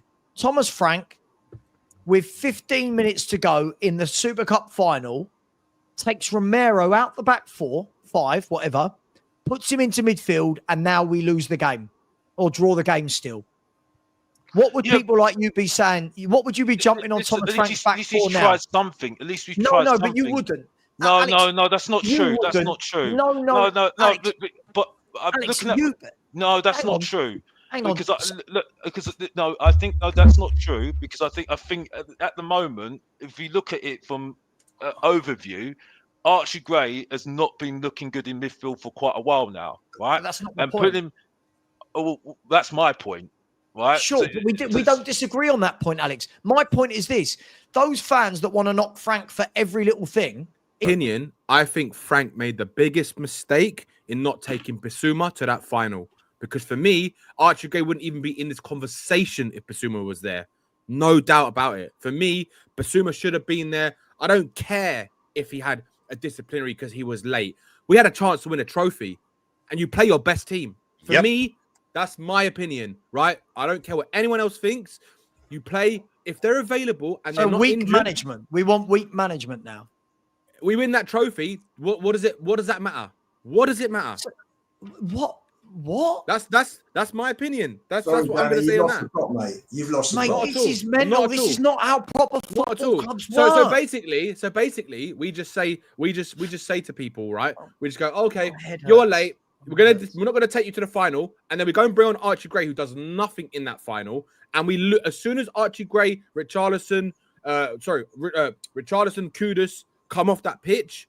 That was it. Our game just completely capitulated. Our whole Can I ask a question though? Had worked on. Can I ask a question, Danny? For that week, go on.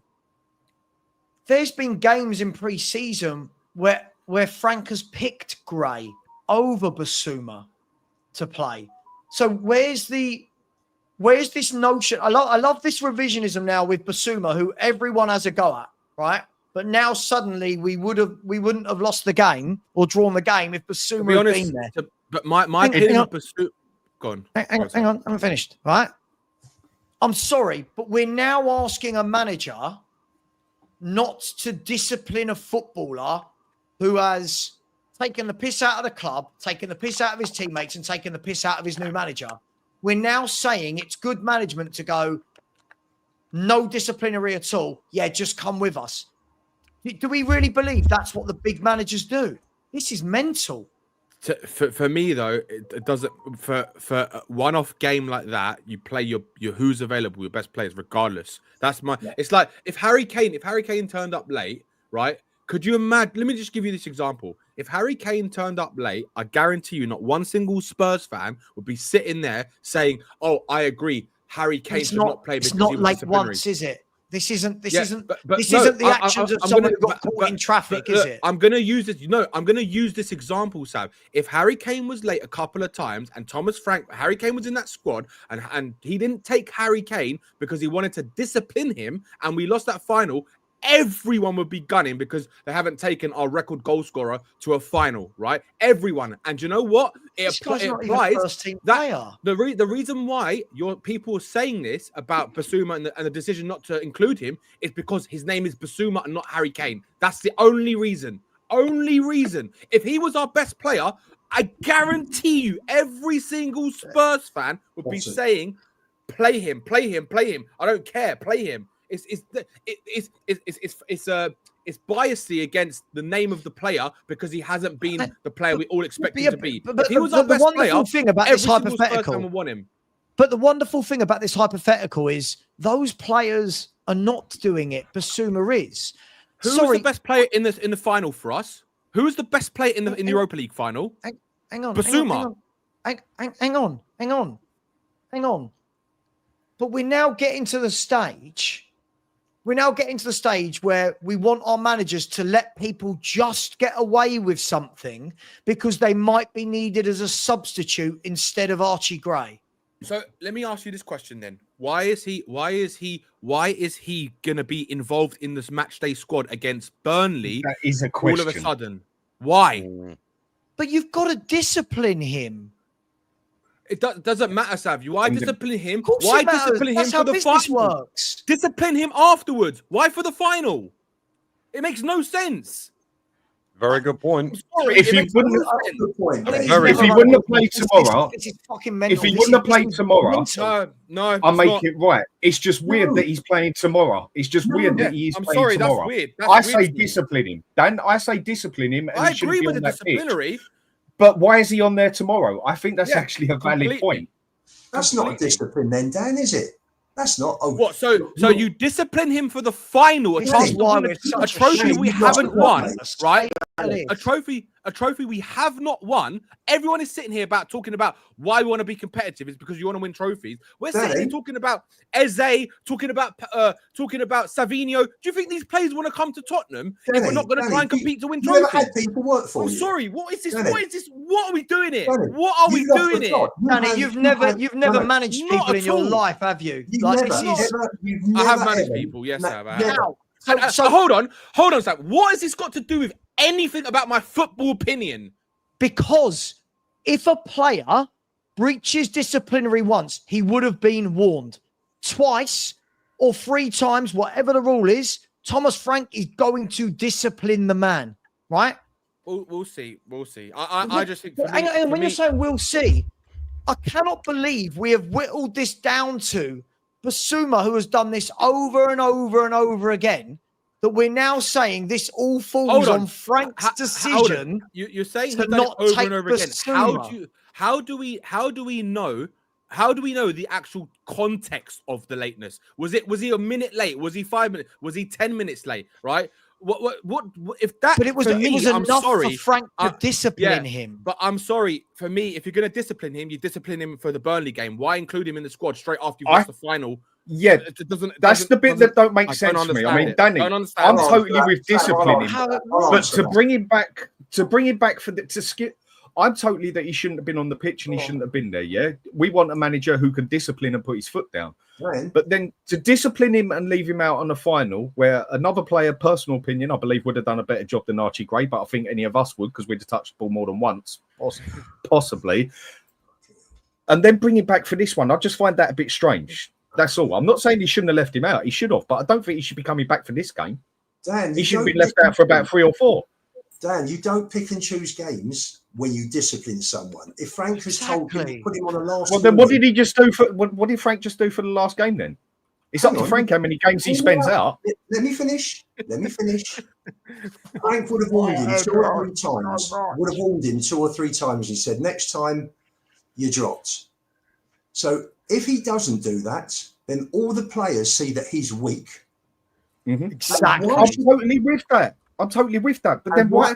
Hang on. Let me finish. You don't reward him by saying, "Yes, I'm going to take you to the Super Cup final. It doesn't matter that you've taken the piss out of me, and I'll drop you for Burnley," because it hurts Bissouma more. Bissouma more the fact that he missed out on a Super Cup final. I totally agree. You don't pick and choose. If Frank says next time you're late, you're dropped.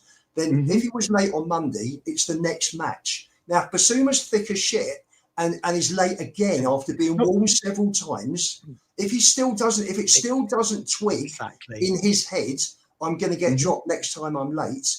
And then he won't be late by a minute. He'll be late by 5 minutes or 10 minutes or 15 minutes. Ian, I understand all that. And I haven't argued one bit of it. You weren't there, so don't tell me no story, yeah?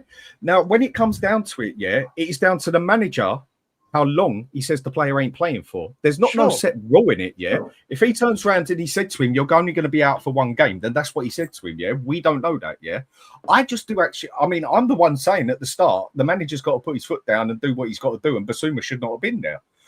The thing I just find a bit sceptical is that he's coming back for this game. I mean, personally, I would have thought like other managers would have said, right, you're sitting out there with the under-18s for the next 3 weeks or for the next 3 games or whatever. Now, I just find it strange. You just said to Lubo that he doesn't know what happened, and now you're saying he deserves 3 weeks. I'm saying my opinion there that I think he deserves that. I didn't say the manager's. Well, sorry, Savva, deal with it. People have got different opinions. Deal with it, mate. It doesn't have to be the answer to everything. Well, when it's only an opinion I can give and not a fact, because I wasn't there, same as you and same as Lubo, I can only give you an opinion. If Thomas Frank has felt the need to discipline the player, right? Which he should have. I agree. Right? You don't pick and choose when you discipline somebody. If I'm disciplining someone that works for me, I'm not going, right, you're going to be suspended, but we've got a great big piece of work coming up for the next month, so you're going to help me for a month, then I'm suspending you. Well, if you're the boss, you can do that. It's all based on hindsight, unfortunately. Yes, hang on. No, but hang on. No, this isn't hindsight. Like people in the chat are saying, if you turn around and say, and the other players are seeing Bissouma do this, do that, and then Frank calls him in and said, "You've had too many opportunities. Now I warned you." I agree. Right? If they don't see him doing that, that's his weak management. I agree. I said all that at the start. Now, but if you agree on all that, then what's the argument?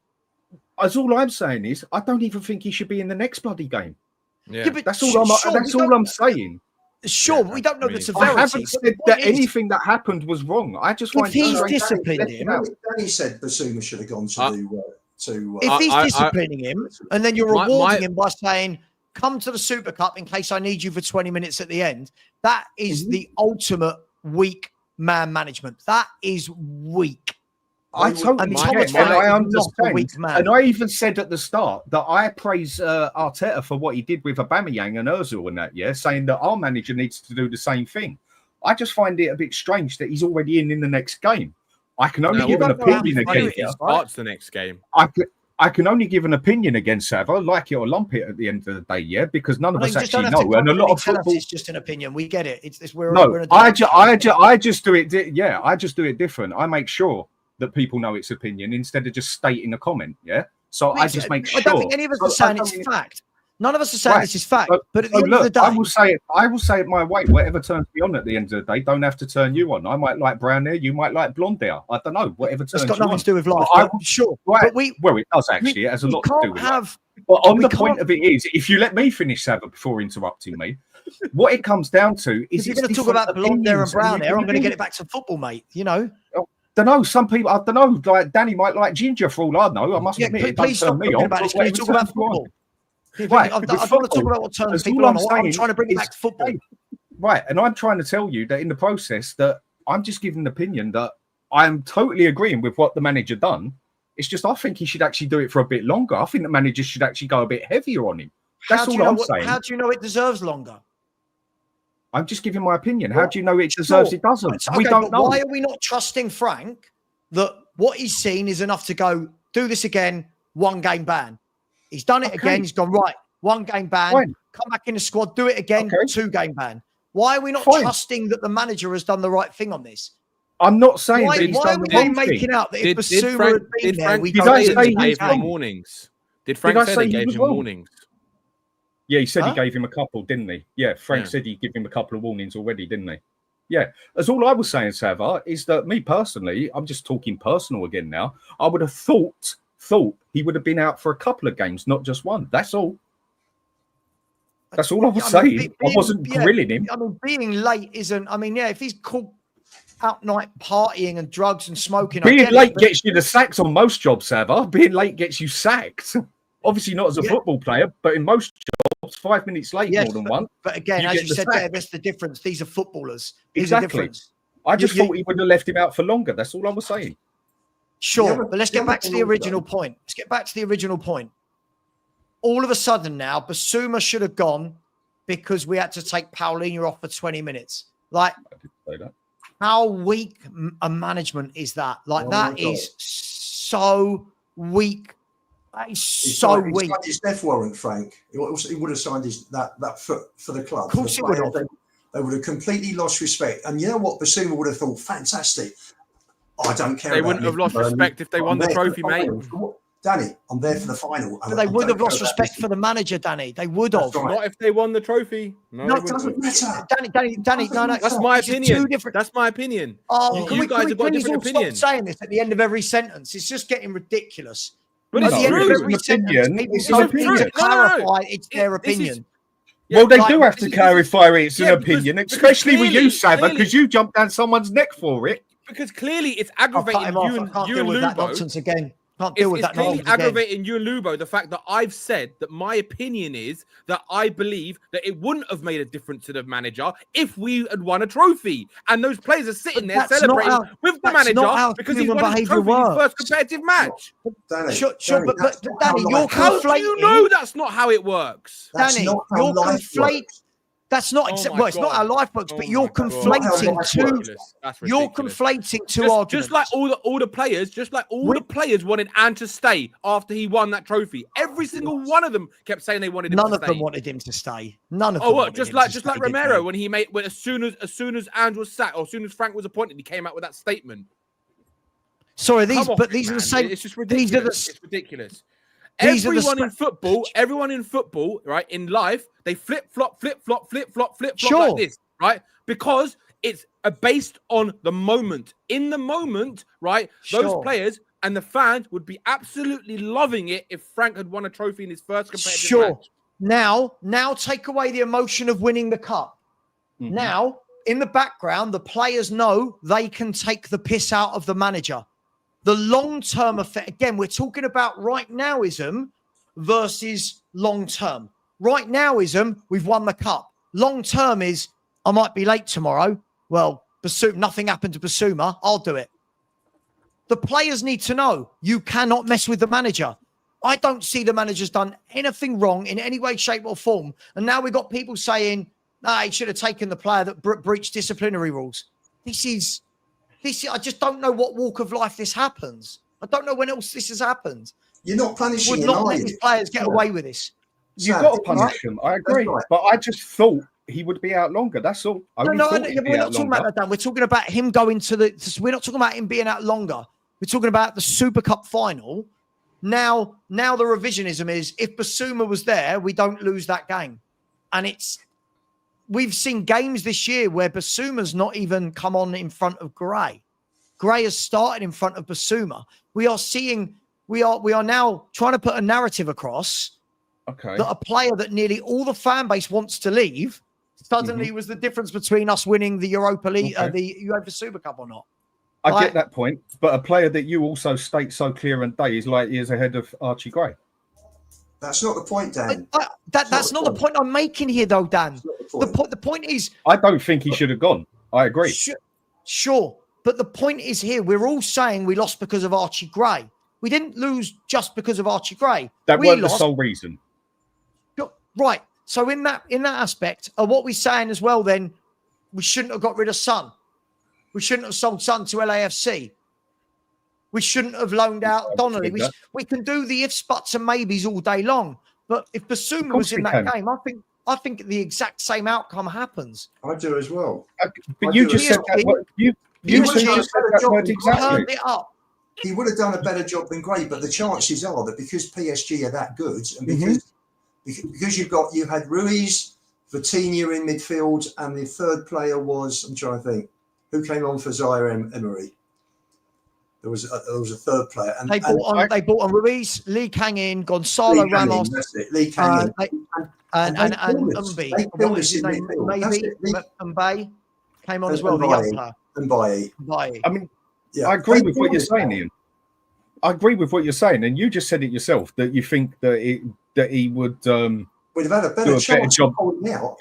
Yeah, I mean, chances are we wouldn't have done it. Yeah, but this is the fun of football. It is a majority of it. A lot of it is actually opinionated, and then you can put stats and facts down with it as well. And that's all I've actually said here the whole time is give out my opinion that maybe if we'd have done it different, maybe it could have gone a different way. And then Savva said his opinion with it, and you're saying yours on this. Danny's saying he should have gone to the game and missed this one. I'm saying he should have missed the last game. Okay, so Dan, let me ask you this. I think he should be missing the next couple. But it's just what I thought he might be missing it. It's opinionated. Let me ask you this. Everybody comes out. Frank's a yes man. Oh, we've hired another yes man. Frank disciplined someone. Oh, Frank made a mistake. He should be letting that player go. I've agreed with you. I've agreed. Dan, I know you have. I'm not saying you, but this bloke can't win. He makes substitutions. It's wrong. He disciplines players. It's wrong. Right? He's a yes man. He's a yes man. He needs. God, can we please start acting like a big football club? Can we please start thinking like him? If he needs to discipline players, I'm here for it. I don't care if you are the best player at the club or the worst player at the club. If you take the piss out of our manager and your teammates, you are disciplined. Right? Danny, turning around, hang on. And turning around and saying, you have taken the piss out of me, I'm disciplining you. However, I do quite need you for all the power. The power shifts from Frank to Bissouma. And now, think about it. Let's knock it on one stage.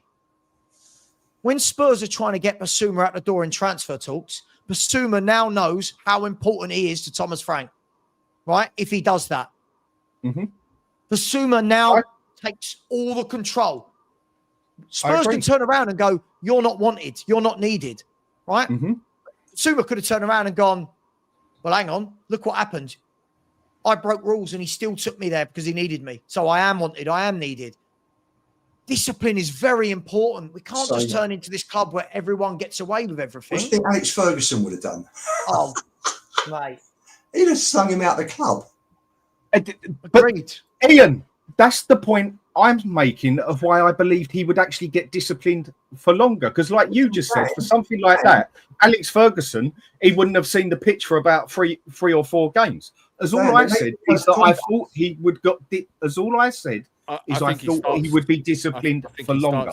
Dan, there may be a code of conduct with certain. There might well be. We don't know. So, but I don't know that code of conduct, and nor do you. So that's why I just said I thought. Thought.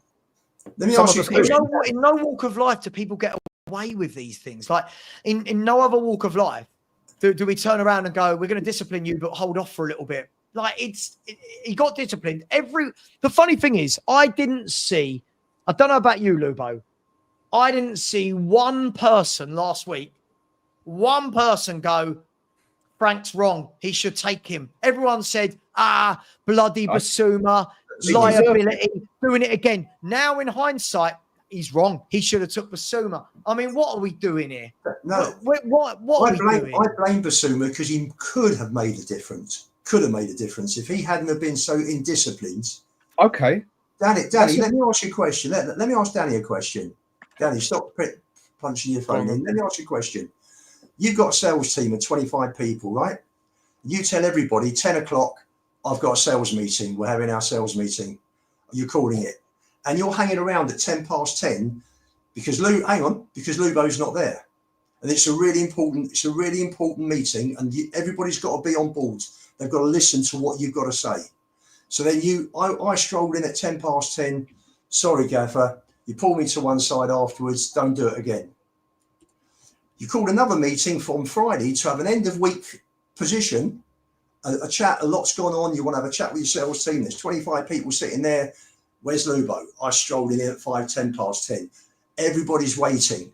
Everybody's saying, come on, Gaffer, what's going on here? We're here at 10 o'clock, 5 to 10, 10 to 10. What's going on? You then pull me to one side after and you say, that's twice.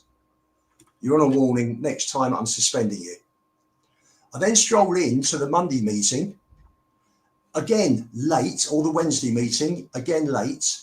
And everybody knows that you've turned around and said next time, because word filters through, right? And then you don't. And then everybody says, you know what? He's pick and choosing, he's taking him on this brilliant appointments, but the lesser appointment is suspending him for. And they'll just look at that and think that's a piss take, because you either discipline the guy for what he's done wrong and you keep your words, and you are seen to keep your word, because he's taking the piss now out of you. You're trying to run a meeting at a certain time, and you've got everybody there. All the coaches are there. All the players are there. One player can't be bothered to turn up. And then he's putting two fingers up to you. So are you going to let him get away? The manager. He's mugging off the manager. Totally. I don't understand how this is even a debate. My issue is not with the disciplinary. My issue is that he's probably he's in the squad tomorrow, right? To me, it doesn't make sense. I thought after that, that's it. Bissouma's done at this club, right? Why? That's how I would do it. Have you ever thought maybe it's the club rules, Danny? Have you ever thought at football clubs they will have rules, right, as to this level of offence gets you 1 game, this level of offence gets you 5 games, this level of offence you're sold, those types of things. It's possible. Have we ever thought that what he's done is a 1-game ban, which is probably not even set by Frank, it's probably set by the football club. Have we ever thought it's probably a 1-game ban and a fine of his weekly wages, whatever it is, and he's back? But we're now using this as justification why he should have gone to be part of the squad, purely because Tottenham haven't done what they needed to do in the transfer window. This is all about Spurs haven't done what they needed to do, and Thomas Frank's getting the brunt of it. Oh, he should have taken a player that mugged him. Let's be fair, you're mugging your manager off. You're mugging your manager off, aren't you, if you're constantly late? He's trying to start practice. Players aren't there. In any job, you would be. I agree. Of course. That aspect. But on the point of it, again, I just think sometimes you need to sit back and look at both sides. Try and get the other person's point. Try and get the other person's opinion. You ain't got to agree with shit. You can debate it all day long. You can come down with facts and prove it wrong. Hang on. I don't get it at all, Dan. I don't get it. Right. At all. I don't agree with what Danny said, but I get the point he's putting across. I haven't got to agree with it, I don't think Lubo and I do at all. That's the point. I think the point he's making is that, well, maybe we should have kept him. And I'm not saying I agree with this. I'm just saying how I'm translating from what Danny said. Is that, well, maybe we should have just kept him for the game that was more important, that was where we could have won something. And then is that game more important than the Burnley? I'm not. I'm just asking. Some people, to me, no. To other people, yes. Forget us. Forget fans. Again, we do this all the time. Forget the fans. To the football club, what's the most important of these two games? 3 points against Burnley to start the season, surely, right? Surely. That's why Bissouma's going to start tomorrow. I would. Bissouma won't start, Danny. He won't start. I would have thought so. But again, I can't say it for a fact, but I would have thought so.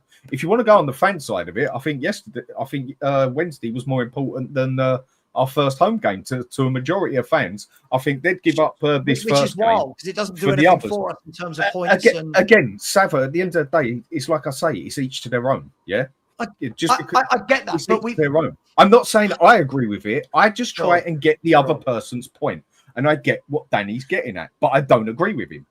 Cool. But I don't get it or agree with it. I don't get it or agree with it. We want a weak. Basically, what we're saying is we want a weak manager. That's what we're saying. We want a weak manager. No, I don't think he was saying that.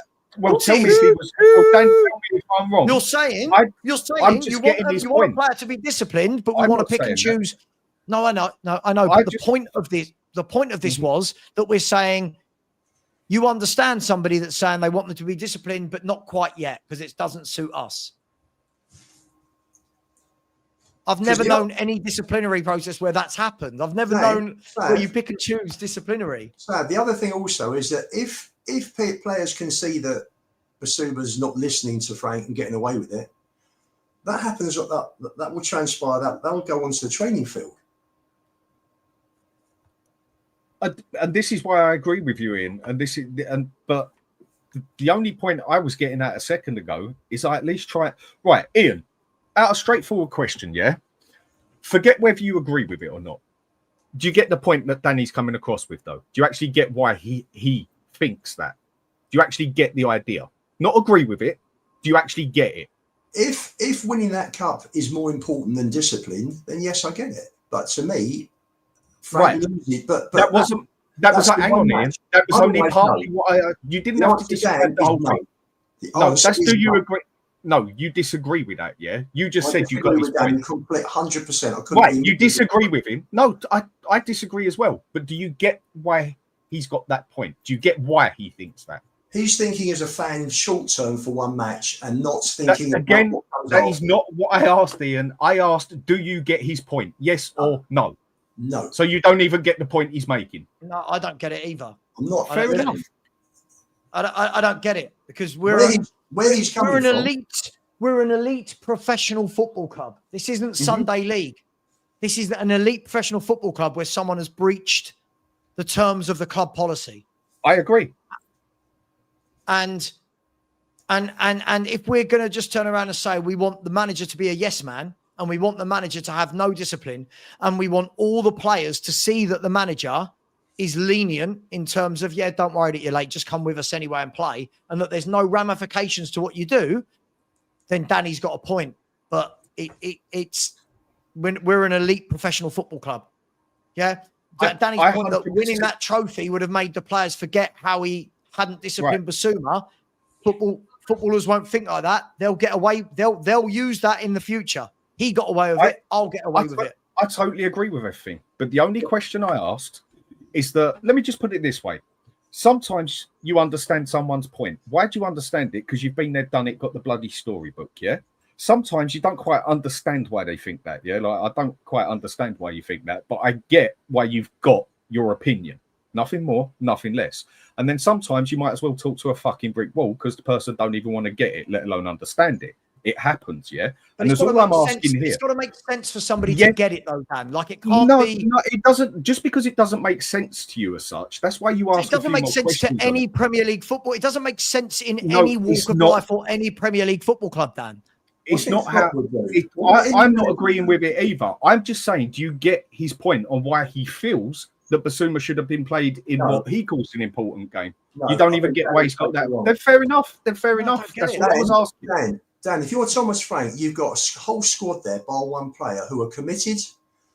They know what time the meeting starts, and they plan accordingly from what time they get out of bed to what time they eat to what time they get in the car. They give themselves time and they make sure. And if one player, I agree, can't be asked. I agree. For me personally, I've got to tell you something. Anybody showed that lack of commitment if they were working for me, I'd bin them straight away. Well, I can tell you one thing as well, Ian. He did it under Conte as well. He did. I'm 100%. He still hasn't learned 2 years. So would I, Lubo. But that's why I can't understand why Frank's included him in the squad. That's my opinion. That's what I can't understand. That's the bit that I find. The club rules that what he's done is a one-game ban. It's not that different. Fair enough. Lubo just said himself. He just said himself that if it was him, he would bin him. I'm the same opinion of that. That I agree with that. Sure. When I saw that happen, I thought that's it. His career is done at Spurs. It is done. And Dan, then we see him in the match squad again. But Dan, it still could be. Listen, this is. Do you know I what? Think it is anyway. But why include him in the squad then if it's done? Why just get rid of him? Just don't let him play.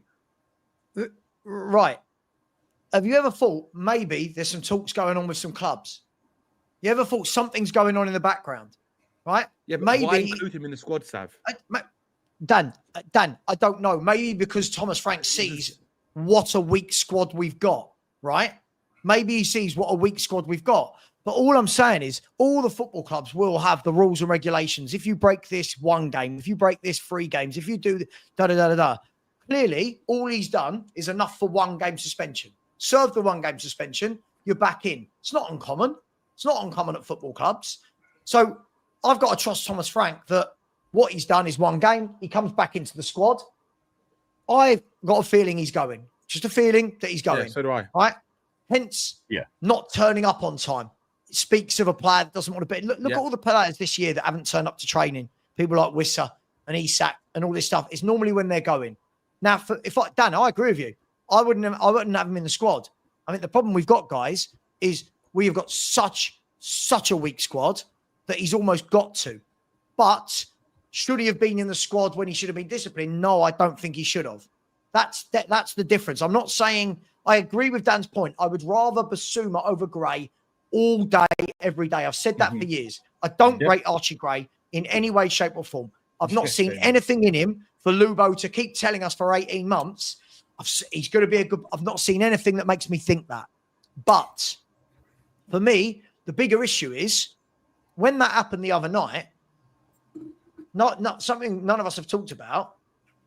Why didn't Bergvall come on before Archie Gray? We were so deep anyway that none of them were really playing defensive midfield. We were so deep as a midfield 3. Why wasn't Bergvall put on there instead of Gray? Why was Gray the guy he went to first? Just asking. I don't know the answer. In that aspect, I would maybe Archie Gray can actually tackle better than him. I don't know, but I can't say probably that. But I can't say I've seen Archie Gray ever do anything like that in a midfield role when we have seen him in midfield role. Right back, he's looked like he can do 1 or 2 things. For me, every time I've seen him play as central midfield role, he has looked incapable. Simple as that. He has got bossed over and just pants pulled down and walks off like John Wayne every single game. Tell me a game he didn't. He had a very good game the other week in pre-season in midfield. Oh, yeah, a really good game. Come on. Yeah, but see, this is the problem with friendlies, isn't it? This is the problem with friendlies. Yeah, and everyone now says Sarr is a world-class player because he scored 3 goals in friendlies and that. Yet he scored about 10 goals in his career at Spurs, if that. So this is where people judge too quick. Look, Ian, just admit it. Yeah, you've said it. Archie Gray is not ready. Not for a centre mid position. He needs to go on loan. Every time he's played for Spurs in the middle, he has just been totally destroyed.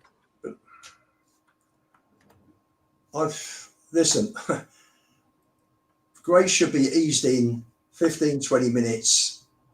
Palania might put him off, whatever.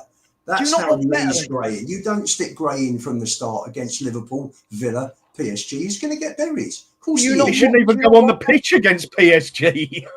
Lubo, can I just ask? What happened? Dan, hang on. He didn't have another defensive midfielder on the bench. He had Gray or Bergvall. Can we move away from that conversation of PSG? Okay. Can we please move away from the PSG game?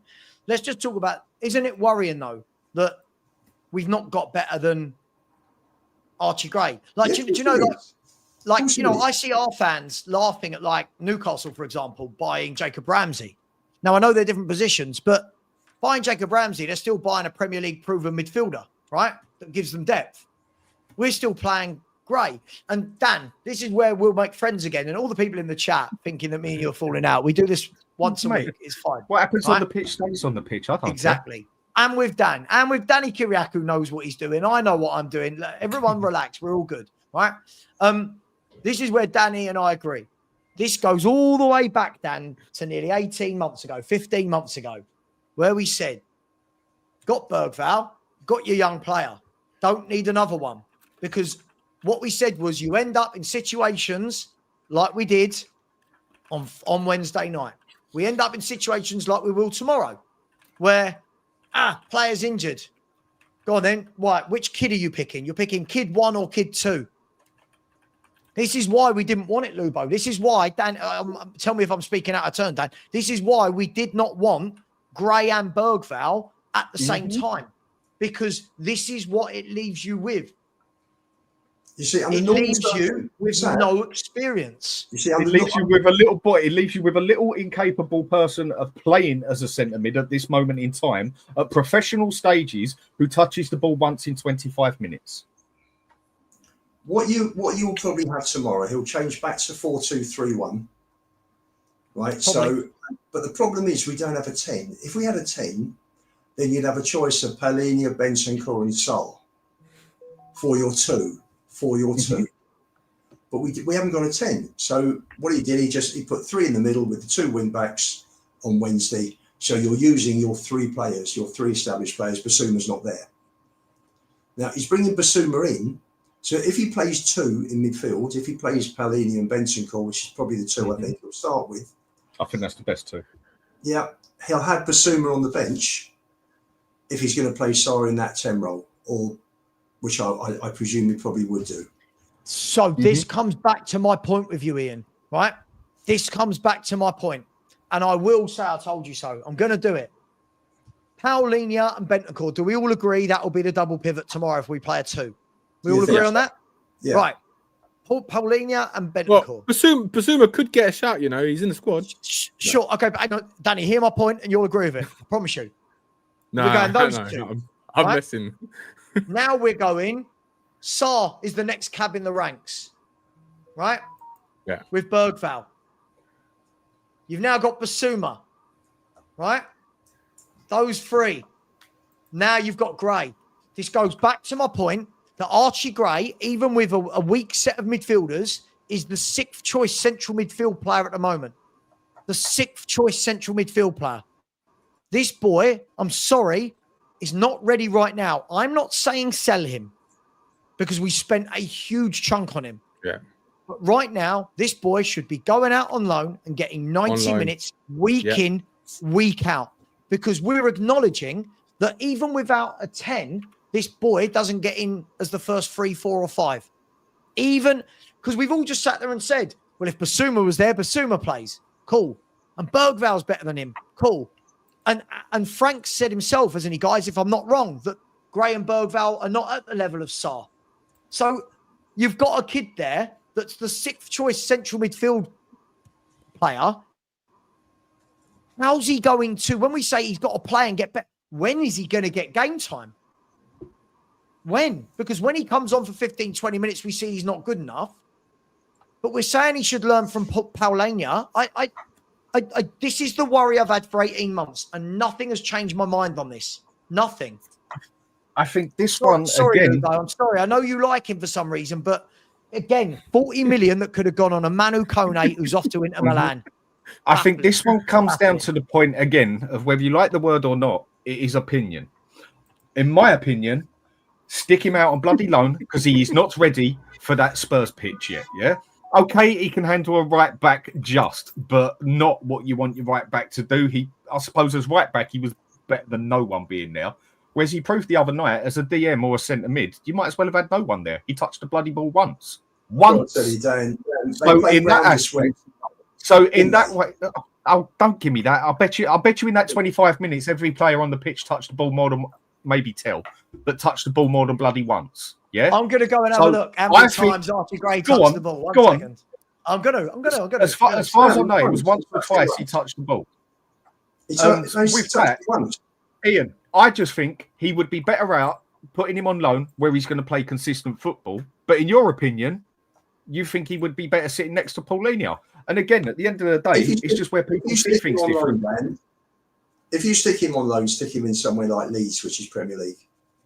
I don't think there's any point. Is he ready to be a Premier League DM? Who would have him in the Premier League as a bloody DM? Does he get into the Sunderland team, Lubo? I No. haven't seen not with who they just got.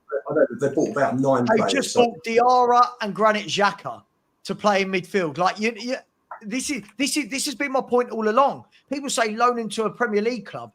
All right, does he get in at Leeds? No. He couldn't even get in at centre mid at Leeds when he was there in the Championship. Does he get in? Frank seemed to like him, didn't he? Frank likes him. Frank wanted him at Brentford. Frank may have liked him for Brentford when he was building a squad. Frank may have liked him there. We're Tottenham. We're in the Champions League. This is a level up. And like it showed, like it showed against PSG, he is not ready in any means or manner to play of what we were supposedly bought him for, and that is a centre mid or a DM. And that is what a lot of people said. That's what they said his position was. But he was that bloody good at it, he couldn't even do it in the bloody Championship. And so when he comes to us, for me, he's got to go out on loan so he can improve. I think game time gets you further than just sitting next to someone with a bloody notepad playing 10 minutes here, playing 10 minutes there. But Ian, you might prefer to sit next to someone with a notepad and play 10 minutes here and now. Again, each to their own. Arsenal did it with Saliba. 2 years he disappeared. He came back a very different man. Then played a few games and then got on. But then other players have gone out on loan and it hasn't worked for him either. So you can look on it both sides. Yeah. But I personally think game time gets you further than sitting there with a bloody notepad and training next to someone. Listen, I'm thinking about it. I'm open either way. I prefer him to learn from Paulinho. But if he gets game time and he comes back a much better player, then... you get both points. You get both sides. Of course. Last year, the midfield was so bad that for me, I kept saying he should be given an opportunity because there were players who were playing in midfield like Bissouma who weren't playing well enough for me to deserve their place. Because you got to deserve your place. You got to put it in. And our midfield were poor for most of last season. Really poor, and that's why I was championing him to be given an opportunity. Now, I get your point.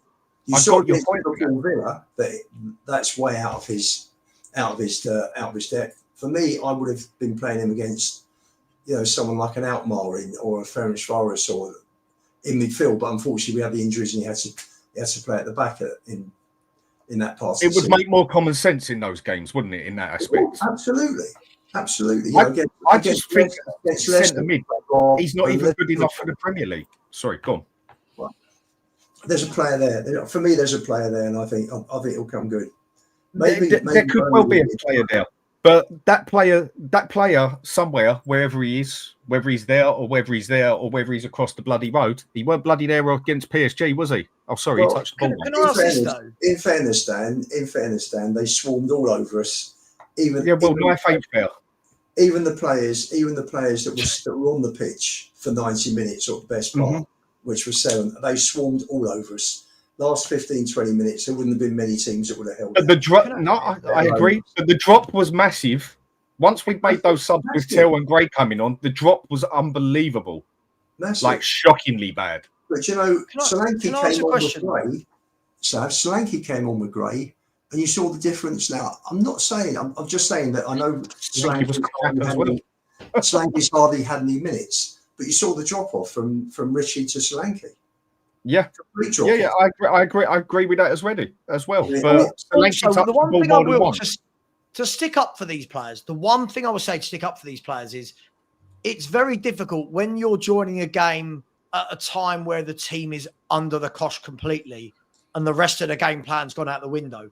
So what I would say, yeah, like Richie, all the other guys, they were playing when Spurs were counter-attacking. Spurs were, you know what I mean? Spurs had a really good shape and we attacked. Not a lot, but we attacked. These guys did come into a different type of scenario where we had gone, as Frank said, we had dropped and dropped and dropped. I'm not saying I like them as players. I'm just saying there's a slight thing for them. What I will say is this. When you look at the 40 million that was spent on Gray, is it 40 million difference between Abbott and Gray? Is there a 40 million difference between Tyrese Hall and Gray? I'm just looking at central midfielders, by the way, right?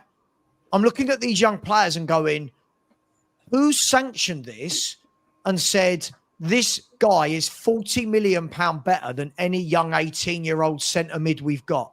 Because for me, that's got to be the question, right, Dan? That's got to be the question. If we don't think any of these young midfielders are good enough, right, and we're going to drop 40 million pounds, I'm expecting to see night and day. What I saw from Abbott in the game against Wickham doesn't do anything different to Gray to me. Neat and tidy on the ball. I thought Abbott pushed himself ahead of Gray with that performance, to be honest. Right. Doesn't that sum it up, though? That's mental. Sent him out on loan. Yeah, because neither Abbott or Gray are Premier League players. Everyone lost their mind. Lubo, this is the funny thing, right? And this is what I'm going to say. On the Spurs 5 a couple of weeks ago, I was the only one on the panel who didn't care about all these 13, 11, 12 youngsters going out on loan. And you lot all went, oh, no, we should have kept him. We should have kept him, should have kept him, should have kept him. But then when they all play, we all say, oh, they're not ready. We didn't have experience. I feel like we want it all ways. These kids have to go on loan because not one of those kids who's gone on loan is good enough for this 11. Not one of them. I'll argue. If anyone wants to tell me that I'm wrong, right, I'll read them out to you. Here they are, people. Do you know Here they are. Hang on, one second. That, right?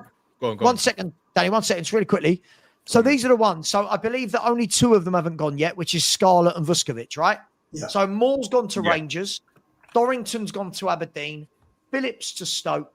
Yang to Portsmouth. Abbott to Wickham. Hall to Notts County. Donnelly to Stoke. Devine to Preston. Valise to Rosario. And the JE to Doncaster. I don't think I've missed anyone there, right? If you look at all of them, right, tell me which one of them you want coming off the bench in a Premier League game or against PSG. And if the answer is none of them, then they shouldn't be in the squad. Is that fair? Yeah, I agree. Not one of them. Not one of them that I've mentioned. Sorry, Dan, go on. No, that's right. No, I agree with that. And hold on, Luke. I would have kept 3 from those, was it 11 or 13 you've just mentioned? Go on, just quickly before Danny comes in. Go on, which 3? Go on. I want to hear this too. I would have kept Vuskovic, Donnelly, and Abbott. They're the 3. Okay, so Abbott, we're now saying, so we want to keep Abbott, and he'll be the 6th, 7th choice central midfielder, right? You want to keep... also play at the back. Abbott has played full back as well. Yeah, but we've got... How many? You've got Ben Davis. You've got Adogi, Ben Davis. You've got Porro. Van de Ven can play there. Archie Gray can play at right back. Lubo, none of those 3 are good enough. Let's be fair. Vuskovic, everyone's raving about, and no one's really seen him. This is another one where we saw 45 minutes against Reading, and because he scored a goal, everyone went, "Oh, this lad. Oh, this lad." Do you know what, Sav? Right, I'll give you this example. Right, what did Saliba do when he went to France? I can't remember which team it was. He went on loan to for like 2 years, didn't he? And then came back and he was ready to play. Right, that's exactly what these players like Archie Gray need. It's exactly what Vuskovic needs. I actually think Vuskovic has got the potential to be a top defender, maybe even world class one day. Right, because you can see the ability he has got, but he needs to play at a much higher level consistently, right? To actually... Danny, they sent him out twice. Well, no, this is the thing. They sent him out twice, right? Also, we'll give you an example. Saliba. Even Saliba. Harry Kane. How many times did Harry Kane go out on loan? Right? Yeah, Danny, I was talking about Saliba, Arsenal Yeah, didn't no, just I know, loan yeah. him out once. They sent him to Nice, That's it. who are Nice. in the top half of the French league, and Marseille, who are one of the best That's teams it. in the French league, on loan. We've got our kids; they're going out on loan to bloody who's the best Preston loan and- there? Yeah, I don't even- Rangers. Rangers. Yeah, Rangers. Yeah. Definitely. But again, Like Rangers. Rangers is Rangers. Yeah, it's You know, like do you know what? Right, I'm gonna say this. I think Archie Gray has the potential to be a world-class player if he goes and gets consistent minutes at a high level and proves it. Right, that's the only way he's going to fulfill his potential. But that's he actually could be a top player. But right now he's shocking and he's nowhere near ready to actually play at this level. He's just not. And the fact, Lubo, that you said you prefer Abbott over Archie Gray tells me everything we need to know about who you actually value more as a Tottenham player right now. I like Abbott. Yeah. I like Abbott. I saw him play for the under-21s in the cup final. He was 17, I think, or 18. He looked tremendous. He was years off a lot of the players there. And but we and said he this was about the one player. Donnelly. It was and under Keane 21, but he stood and out. Dorrington. If And- our youth team is and so more. bloody good, then why do we keep buying young players? If this youth team is so bloody good, why do we keep doing it? I mean, why? I mean, Ian, you're the one I always end up debating with on this point because you do sit here and defend the young players. Okay, fine. But there is nothing wrong with saying that at this moment in time, it might not be the nicest phrase to put it, I ain't got the best way of words, but they are incapable of playing at a Premier League standard and level. And we keep buying young players, which others say blocks up their place to come through, basically. So are they that good? That's the question I ask with it. If this youth academy is that spectacular, why do we go and buy players like Tell, like Odebert and that, and then stop other players coming through if they are that bloody good? We That's a sold good Skip question. and replaced him with Gray. Sorry, who? We sold Skip and replaced him with Gray. Now, I mean, before everyone goes on, Archie I'm Gray not is saying we world couldn't have class sold Skip. compared to Skip. I think. Sorry, say that again. Do you not think Archie Gray is a lot more class than Skip? I've not seen, when we're saying is an Archie Gray a lot more class, when have people been watching Gray be class? I've not seen it.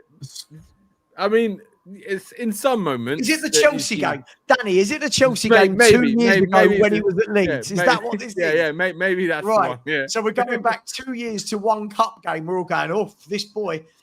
I mean, Skip was player of the year in the championship. By the way, before everyone in the chat goes mad, no, I didn't want to keep Ollie Skip. No. But from what I've seen, I don't think we've upgraded Skip and Winks with Gray.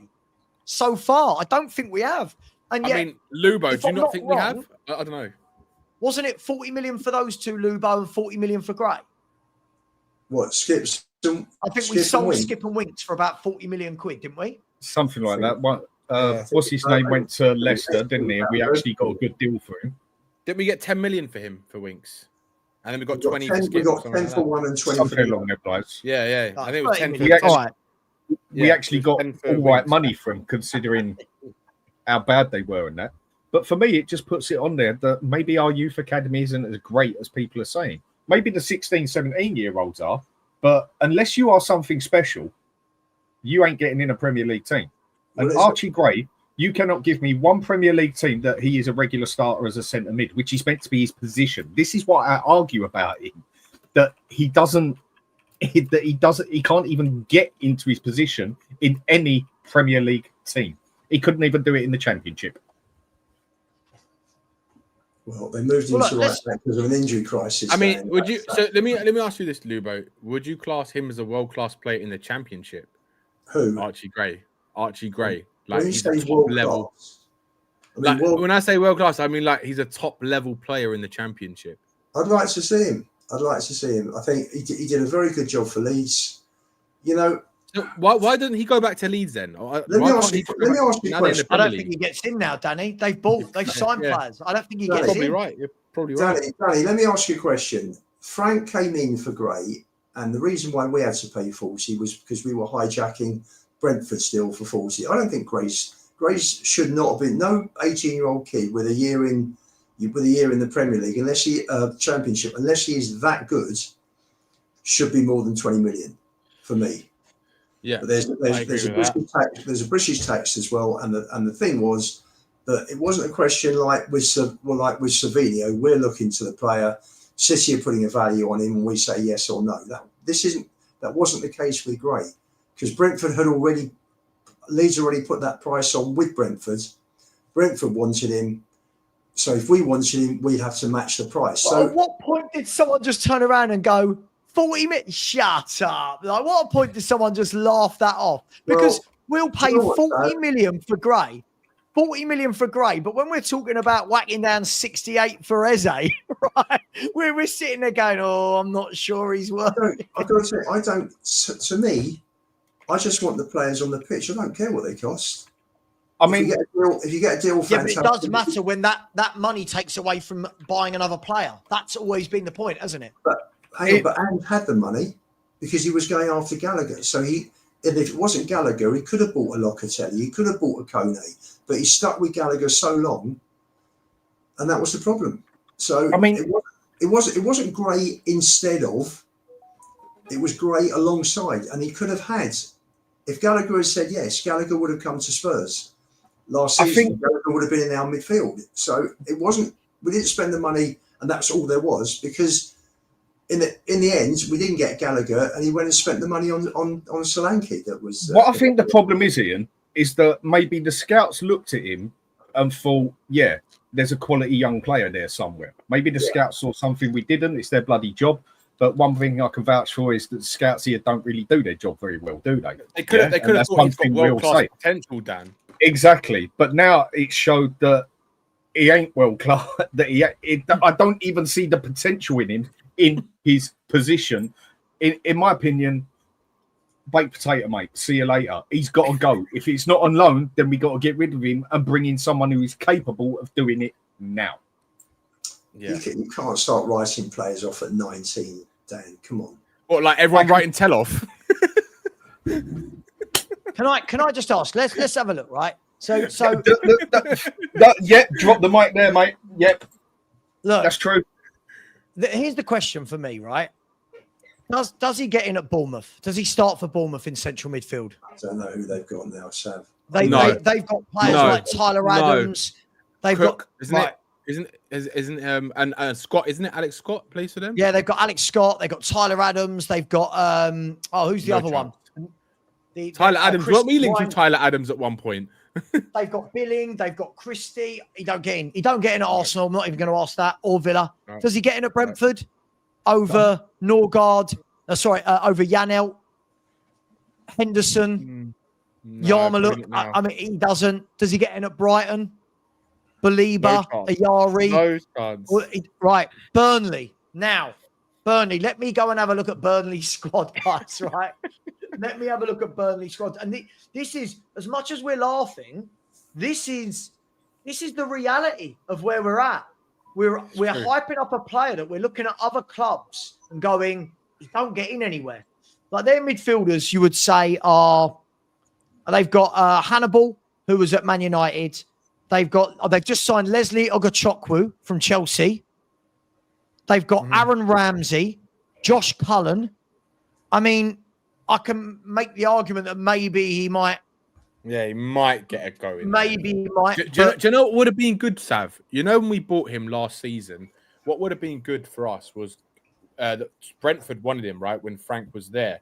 We should have loaned him to Brentford, been in the Premier League, and he could have got a whole season in the Premier League under someone who's going to coach him. Mate, and he might have been a lot more developed. He should have gone somewhere. Yeah, or Danny, even leave him at Leeds, who were in a title race, so that he's playing week in, week out. Because look, Chelsea, environment. Right? He ain't getting at Chelsea. He's never getting in at Palace. He's never getting in at Everton in central midfield above. They've just signed. They've got Grealish, Dewsbury Hall, Idrissa Gueye. Right? He's not getting in there. Fulham he's not getting in at Fulham in any way, shape, or form. He's not getting at Fulham. Leeds United. Let's have a look at Leeds. Leeds United have got hang on, they have got in midfield. So Leeds United have got players like Sean Longstaff. They've just signed. Oh, yeah. Brendan Aronson. They got Tanaka. They've just signed Anton Stack from Hoffenheim in central midfield. They've got Gruev. You know, he doesn't get in at Liverpool, City, United, Newcastle. He doesn't get in at Forest. Doesn't get in at Sunderland. No. Doesn't get in at Spurs. Doesn't get in at West Ham. Doesn't get in at Wolves. I'm not being harsh, guys. But the point is, then, if with this then, because we haven't got the money to go around, we're going to be lucky if we get Eze or Savinho, let alone both of them, again, in my opinion. And Spurs have never given me anything to believe that they will do that, already having spent 55 million.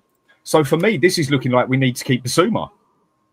And we need to keep Bissouma, even if he's acting like a top prick and everything else, because the drop was that diabolical from Paulina to Archie Gray that we actually can't afford to get rid of Bissouma, because we can't afford to bring on someone who only touches the ball once in 25 minutes, whether it's against PSG. I mean, against Liverpool, he got ripped a new arsehole as well. Like I say, he was probably walking like John Wayne. So then in that aspect, we're basically saying we need to keep Bissouma. Unless we're going to get rid of Bissouma and replace him with someone better, which I don't see as happening. So what do we do with Bissouma then? I'm not being horrible when I say this. I think I'm just trying to make the point that I don't think there's many other players in our squad that you could go through the entire Premier League and go, they don't get a game anywhere. But what do we do with Bissouma then? What everyone's saying, get rid of Bissouma, same as I do in that. But now I'm looking at it after what we've spoke about with Gray again for about the 10th millionth time. If only we got £1 every time his name got mentioned, I think we'd all be fucking rich. But now it comes down to it. I'm actually looking at it. I don't want Bissouma to go because Bissouma he's always been picked above Gray, and he showed why. Dan, a proper club in this last 2 weeks moves Bissouma to Turkey, brings in another squad midfielder. That's what Chelsea would do. That is what City would do. That is what Liverpool do. That is what Arsenal do. What we will do is we will get rid of Bissouma. I've got no doubt in the last 2 weeks. I reckon he ends up in Turkey somewhere, right? I reckon we get rid of him and then our midfielders just drop down by one. That's what I reckon happens. Yeah. So then that puts us in the same predicaments then as it did against PSG, and we're right up shit street because we've only got someone of Archie Gray's capability. I'm not saying that's what I would do. I'm just saying, that. I'm agreeing with you. I think Tottenham will do. Most clubs go one in, one out. One in, one out. Yeah, everyone's going, how are Chelsea spending so much money? Well, Chelsea at the moment are about to sell yet another player, and Kunku is going to Bayern Munich. Right? Oh, I didn't know that one. Yeah, Chelsea and Bayern Munich are in talks. It's either going to be a separate deal or part of the Xavi Simons deal. So you see what Chelsea do. Even players like Nkunku, good player, good, right? Move on, mate. You've had 2 years. It's not worked. Move on. Move on. See you later. On your chat, on Mark Taylor, 1420, I think he's just made an excellent point there. Right. Because what we saw the other day, then maybe we go for Douglas Luiz and get him on loan, get Bissouma out, and then get Archie Gray into the under-18s, wherever he should be of his capability, or get him out on loan. Because he's not good enough for that Premier League. He's not good enough for the Premier League at the moment. Looks like he's on his way to Forest. So so maybe that would have been a good idea. But yeah, if he's on his way to Forest, then that's that one out the window. But I just thought that looked like a good idea. Another one that you could get on loan to cover the season, and then he can get the game time he needs, or go stick him in the under-18s, which would probably suit him best. Or is it under 21s? One or the other. Either way. I worry for the lad. Look, as much as I don't rate him, I worry for him. And I've said this for a year. People always go, I'm ripping into him. I worry for him that he's never going to get this sufficient game time and a run of games to actually show the world what he can do. Now, Lubo rates him, fair enough. But how are we ever going to see it? I can't see a scenario in which this man gets a run of 10 games in a row unless it is going to be filling in at the back because of an injury crisis. Yeah. This season, we've got loads of centre-backs, right? We have. At the moment, you've got, look at the three that started the other night, plus Ben Davies, Radu Dragusin will come back, plus Vuskovic hasn't gone anywhere yet, right? You've got loads of centre-halves, right? You've got Spence, who's going to play left-back and right-back, Porro, Adogi, Ben Davies is still there who can cover left back.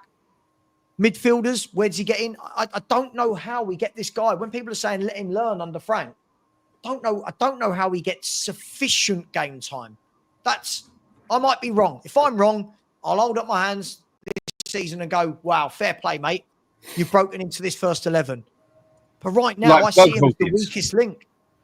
Yeah, well, weakest link. He's the broken link, I think, is more like it.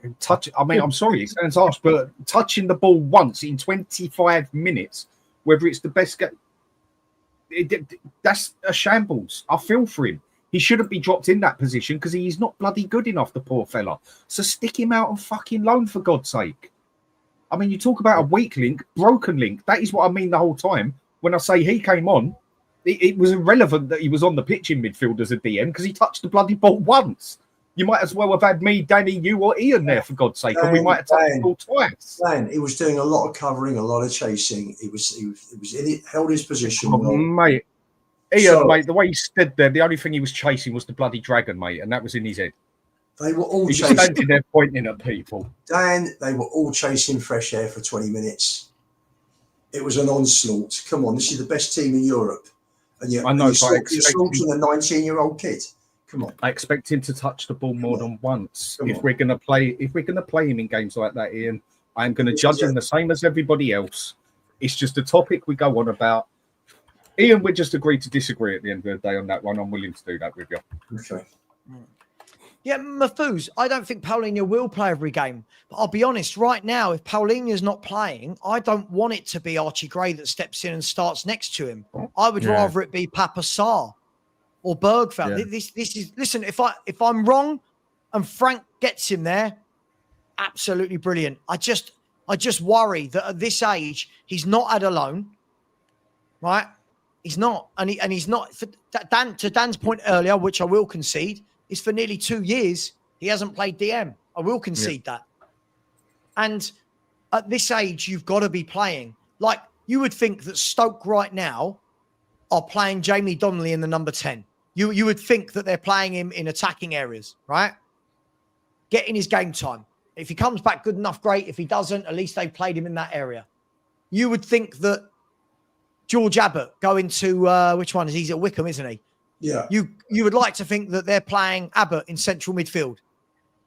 But we've had Archie Gray for over a year and he's played central midfield 2 or 3 times, 3 or 4 times, and not really done anything there when he's played there. And I worry for the lad that I don't think he's going to get time to progress. It's like Dane Scarlett. If we played Dane Scarlett, I don't think he's good enough, by the way, but if when Dane Scarlett was 18, we'd spent him a year playing out on the right wing and we're all going, you've got to play in your position. So, look, I do like the chat about the youth players. But unfortunately, I just don't see that any of them are at the, and forgive me, guys, you're going to hate this. I don't see that any of them are at that level like Lewis Skelly, where you go, drop straight into the first team, mate, you're good enough. I don't see that any of ours are that. And if you're not, to use Dan's terminology, it's dog eat dog. Whether he's 18, 17, 19, if you're coming into the Tottenham Hotspur first team, you don't get let off because of your performances because you're a kid. You don't. Yeah. This is Premier League. Every counts. With the dog eat dog bit, he comes into the Premier League with a dog eat dog well bit. That is my bit. And with Archie Gray, it's like a bloody, if you want to go by dogs, it's like my Rottweiler setting about a bloody Chihuahua. That's the difference. Just changing the subject off Gray, with Donnelly, interesting. He was left on the bench last week against Derby. 1-0 down in 70 minutes, brought him on. They end up winning 3-1. So I think I would imagine. I think this is his level. I think he will keep his place tomorrow. I agree. I genuinely think he is a very, very silky player, and if he can get that extra bit of pace, which I think is all he lacks, I think Donnelly can make it. I think he's a very, very good player. Now, if he can't get that next level up, then Championship will be his will be his level for his career. But I agree. What we've seen. Do you know what he needs, Lubo? He needs this year. And by the way, I think he only started on the bench because I think that the loan went through right at the last minute and stuff. Otherwise, I think he starts. What he needs this year, Donnelly, for me, is don't just have a good year. Have a great year. Have that year where everyone's talking about you. Do you know what I mean? Have that year where he's got 15 goals and 15 assists. Have that year where everyone goes, this boy is Championship Team of the Year. Like I think you need that. If you don't, I think he may have found his level. Like a Gallagher at Palace. Like That's Gallagher. Do you know what? Let me tell you this, Lupo. I went down to Cholton about, God, it must have been 5 years ago now. How old's Gallagher now? I went down to Cholton about 4, 5, 6 years ago, whenever it was, with my mate who works there. And he said to me, have you seen this kid that we've got on loan from Chelsea? And I said, I've heard about him. And this was when they were in the Championship before. And it might have been the Championships, but Jesus Christ, did he stand out. Like he was, you know, when someone's good, they're good. Yeah. But when someone is head and shoulders above on the pitch and you just go, I'm like, he's going to play for Chelsea. He will.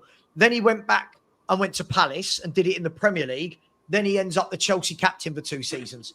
That is what I don't see from any of our youth players. That's what I need to see. I need to see more at Rangers. I need to see Mikey Moore at Rangers. Go and make that left wing or right, whatever position you're on. Go and score loads of goals, get loads of assists, and we all go, oh, look at him. See, what you want is, like that. On a lower level, Abbott must have been probably the youngest player in the squad, pretty much, was the best player at Notts County last season. And that's what you want. That's what you want. He turned up at Notts County, 18 years old, and I think he won Player of the Year. He won Goal of the Season down there as well. And he had a superb season. So I've now lifted him another division, and now he's playing for Wycombe. So hopefully he will do well at Wycombe, and then maybe next year they'll sling him up to Championship level. But the thing is with that is that it's not, even if players perform at a lower level, it doesn't mean they're going to make that jump to the Premier League. No, it doesn't. But you know, Danny, sometimes you've got to go up step by step. Of course, but I'll give you an example of a player who couldn't really do it, and that was Ollie Skip. Look how well he did at Norwich when they won the title under Farke, right? And wasn't he their player of the season? And then wasn't he Championship player of the season, Danny? Yeah, he was. Yeah. So that shows the level that he was, and he was vital for them coming up to the Premier League. But then what happened? He didn't really do anything after that, and everyone was expecting big things from him, but he never was able to cement his growth that everyone expected of him. Scored a nice goal against Chelsea, didn't he? That was one to remember. I mean, have a look at another one that's out on loan that you got to ask. Like, look at Phillips. Spurs we're missing two. Yeah. We're missing two. Correct. I think you had 11 up there, Sav. There's 13 out on loan. There's 2 more. Who's the other 2? Would you put a Jai in there? Yeah, I've got 11 out on loan. Moore, Dorrington, Phillips, Yang, Abbott, Hall, Lancashire, Donnelly, Devine, Valise, and Ajayi. 11. So there's 2 that are left. There's 13. Yeah, sorry, but they're out on loan. Correct. And Vuskovic and Scarlett are still there. That's right. There's 13. You look at it. Phillips. We signed Phillips. This would be what we signed Phillips 3 years ago now, 2.5 years, whatever way you want to look at it. This will be his third year out on loan, right? Yeah. This will be his 3rd year out on loan. I mean, what does he have to do to get a place at Tottenham? They've just bought Vuskovic. They've bought Takai. Do you know what I mean? What do you... I mean, on like the money we spend on some of the young players that we have, I mean, he does get excess stick for the 40 million. No 2 ways about it. But that wasn't his choice. But it does come into the talk, basically. Who is the idiot who went out and made this happen, basically? And when and said Odegaard was good enough. Judge it in a couple of years. Well, no, I'm judging it now because of what happened the other day. I mean, what happens in a couple of years? Ian, we might not be here in a couple of years. So I can only judge it by what I want to see now. I mean, you never know what life's around the bloody corner. I want to see now, who actually went out and justified spending 40 million on him, 25 million on him sort of thing. Are these signings down to Levy as well? I don't know. I've no idea. It's actually a question I'd like to know. So is it Levy's fault that we signed them? Because is he the one who does it? Or is it the scout team? Or is it what? Because I must admit, I would love to know who noticed him and Odegaard as well, even though I've seen more off of Odegaard than I have of bloody Tell. And that's going some. So who is actually most at fault here? Our scout team, Levy, the new fella next to... Well, no, he weren't here then. the manager, who is actually at fault for bringing in a player incapable of playing in the Premier League at that time and paying that much for him, same as Odegaard. Do you know what Who can we blame here? Where does this blame actually go? I blame Lubo. What, for letting Gray out his cellar? Because Lubo is Lubo, that's right. No, but serious question. Who is the one who actually gets these things going? Because one minute I hear it's Levy who says, right, we're doing this, doing this. But then he's got to have information off someone else who pointed him out. Because I very much doubt Levy went to the game or checked him up on YouTube. So what is it that's so bad with us? And it is down to our scout system, isn't it? And then Levy just accepts what they say. I've got to say, I was just asking, why are we so quick to write players off at that age? If you're talking about 24, 25, then granted, I get it. But these kids develop at different stages. Mm-hmm. Okay, and I still think, give it a couple of years, I think Gray will be excellent. No one's actually written Ian. No one has ever actually written him off. It's just at the moment, yeah? This moment in time, here and now, is what matters right now, yeah? What happens in 10 years or whatever, you can get your mortgage planned up, whatever else and all that, yeah? But we're talking about the council tax you've got to pay here and now, yeah? Not 20 years down the line. So at the moment, is it the whole system? Is it just down to Levy who does it? Is it down to how bad our scout system is? Is it down to someone else in there who judges it? I would like to... I mean, none of us are ever going to actually know, but Dan Levy signs the pen, but surely he did not go out, by the way he works, and pick two young players like that to spend 65 bloody million on them. The recruitment comes to the manager with a list of players. Mm. This is what Ange has been Frank has been complaining about, isn't it? Yeah, he's complained twice. That's right. The fact that the recruitment team are not aligned with how he wants to work in terms of player ID. So the recruitment team have come. Ange turned around and he bought 14 players out of 18 in 2 years that were bought since he joined for those 2 years. 14 players who weren't bought for the first team out of 18. I feel when you say this, though. I do feel when you say this, though, it's a little bit of revisionism, because when we bought Radu Dragusin, everyone lost their minds. Look at this player. He was bought as a squad player, Stav. Hang on. So was Solanke not bought as a first-team player? Brennan Johnson as a first-team player? Madison as a first-team player? Look, both you talk. Right. That's it, Sam. Right. Hang on. Madison, Solanke, Johnson, right? Yeah. Mickey van der Ven, Vicario, right? He brought in Dragusin, Danso, right? Yes. In 2 years, there are many other Spurs managers who have not had that many first-team starters bought for them. What happens with Ange was that instead of starving the managers of players, he gave the wrong manager. There's no doubt that they spent money. Ange spent 380 million in 2 years, and we're not including the 17 for Vicario, the 19 for Udogie, the 40 for Porro, who came into the team that season. But Ange physically spent 380 million of Levy's money, and look what happened. So he gave the wrong manager that when he did open that. But the other problem also is that for 380 million, Liverpool will buy 6 top players. We bought 18.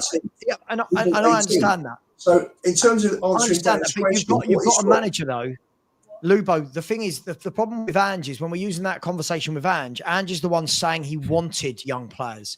He didn't want experience. So it's very difficult to turn around and then say afterwards that he wasn't bought any first-team players when he's turning around and saying, I didn't want it. It was only when he started losing week in, week out that it suddenly turned to, we need experience. Yeah, we all know that, Ange, but you've been telling us for 2 years you don't want experience. No, but we did. We all of us said that beginning of last season when he only brought Solanke and 4 kids. Everybody said, "Look, what? You've lost Holiday, also." But you know what's funny? It's funny because it's exactly the same thing that happened to Jose Mourinho when he signed him, right? So the rumors about how he tapped up Daniel Levy basically and said, "I can do better with this squad." And then what happens a couple of weeks in or something, he realizes, actually, what the fuck have I got myself into? he's like, this is nowhere near as good as I thought it was. So it's like the same kind of situation. It's like the managers come in and think they can work magic. But look at Thomas Frank. I'll give you a prime example. Thomas Frank has taken a look at that squad and goes, "We need Kudus, we need Eze, we need Savinho." I mean, it's so clear and evident. Do you know what I mean? But he was looking, Danny. I mean, it's funny because what Paul O'Keefe said in May last year actually was right. Levy was looking to cut back on the wages, which he did. He did because they were trying to. You had Staveley in the background, and he was trying to get the books looking as good as they could. So why did they bring in Timo Werner on loan if they were looking to cut back on the wages? Yeah, last year. Yeah, 2 years, wasn't it? 165 grand a week. Why did they? This is why I'm going to use Danny's line here. I'm going to use Danny's line. Hang on, there's two sides of every argument, right? If they want to. No, hang on. They re-signed Timo Werner last year, 165 grand a week. If they were wanting to get rid of, so I don't know why I left that comment up. If they were wanting to get rid of wages and go down really low in wages, right? Why at no point did someone go, Werner, 165 grand a week? Nah, we're not doing that. But he did. He went down on wages, even with Werner there. No, I understand that. But the thing is, if you ever thought that maybe, just maybe, in all of this where Ange wasn't given a first team starter, right? This is what Ange wanted. I truly believe that Ange thought he was that good a coach that he could just bring in these young players. He was asked at the end of last window, wasn't he? He was asked, "Are Spurs going to bring in another centre half? You're light a centre half." And he went, "Why would I do that and block the pathway to those good young centre backs that then he loaned out?" Right? He bought Veliz. He bought Phillips. So whose fault was that then, Lubo? Ange's or Daniel? I know Ange. He signed off. Frank won't sign off with this nonsense. Yeah, because Frank wants class players. He doesn't want shit. Absolutely. Because he knows his team is not good enough. And yet people are still having a go. And by the way, can we move away from this for 1 second? I'm going to wrap up in the next 10 minutes. But Pep Guardiola has just said that at the moment, apparently, Savio is out for a couple of weeks injured. And that if he had it his way, he would keep him. But he said he will never stand it. Basically saying he will never stand in the way of a player. I read it out for you, Sav. You can. I've got it, but you can read it out. Oh, you got it. Yeah, go on. Yeah, Pep was basically saying this is why I find it so cryptic, right? You know something's going on. He goes, "The only thing I'm concerned about today is that Savinho will be with us until all the season and hopefully many, many years. He's extraordinary. But at the end, as always, the desire of the player prevails above everything. And after that has to be an agreement with the club. If you don't take an agreement, the player will be here." I mean, you can't get more cryptic. You can't get more obvious than that, really. In other words, the way I translate that is, in other words, Spurs, pull your finger out your bloody arse. Yeah. And just put it on the table. Yeah, and he's yours. Yeah, so we can go get a better player in Rodrigo. That is exactly how I take that. Yeah. They want 80 million euros, don't they? City. What's that? And then that is back to the same point again of we piss ball about too much, take too long. We don't just slam the money on the table when we need to, and we get done for it plenty of times. I just have a feeling we're going to get both. I don't know why. And I hope you're right. I pray you're right. Do you know what I am? I pray too, because I'm always pessimistic when it comes to Levy and Spurs and transfers. But there's something different. I don't know. I just feel something different with this one. These two, I just think the way that they're coming out saying how Frank is pushing for both of these players, and the way that even Frank in his press conference, was it today? In his press conference this morning as well, talking about number 10. And when they were asking him about Eze, he was saying, "Well, we need a number 10." He didn't kind of say no to it. He just said, "Well, we need a number 10." So it's kind of like he's basically all the news and all the stuff we're hearing is that Frank is really pushing for these two players, and yes. I just can't see it in a world at this moment where going into a Champions League, right, and the way that we need to play, considering how we saw what happened against PSG. If he doesn't get those two players, I just think we're in for a really long season, genuinely. Because I think 1 or 2 injuries and we are fucked. Sorry for my even if we get them really 2 players, even if we get them, Dan, 1 or 2 injuries, and we're basically back to square one. But that's why we need them. It's not just we want them. We actually need them because with them, at least we raise the quality. And what do you know? What? Just sorry to add, Savva. I saw on Twitter yesterday, someone was saying. When I said something about I believe we're going to get both these players, and then someone replies and says, "Well, how are we going to fit Kulu and Maddison into the team?"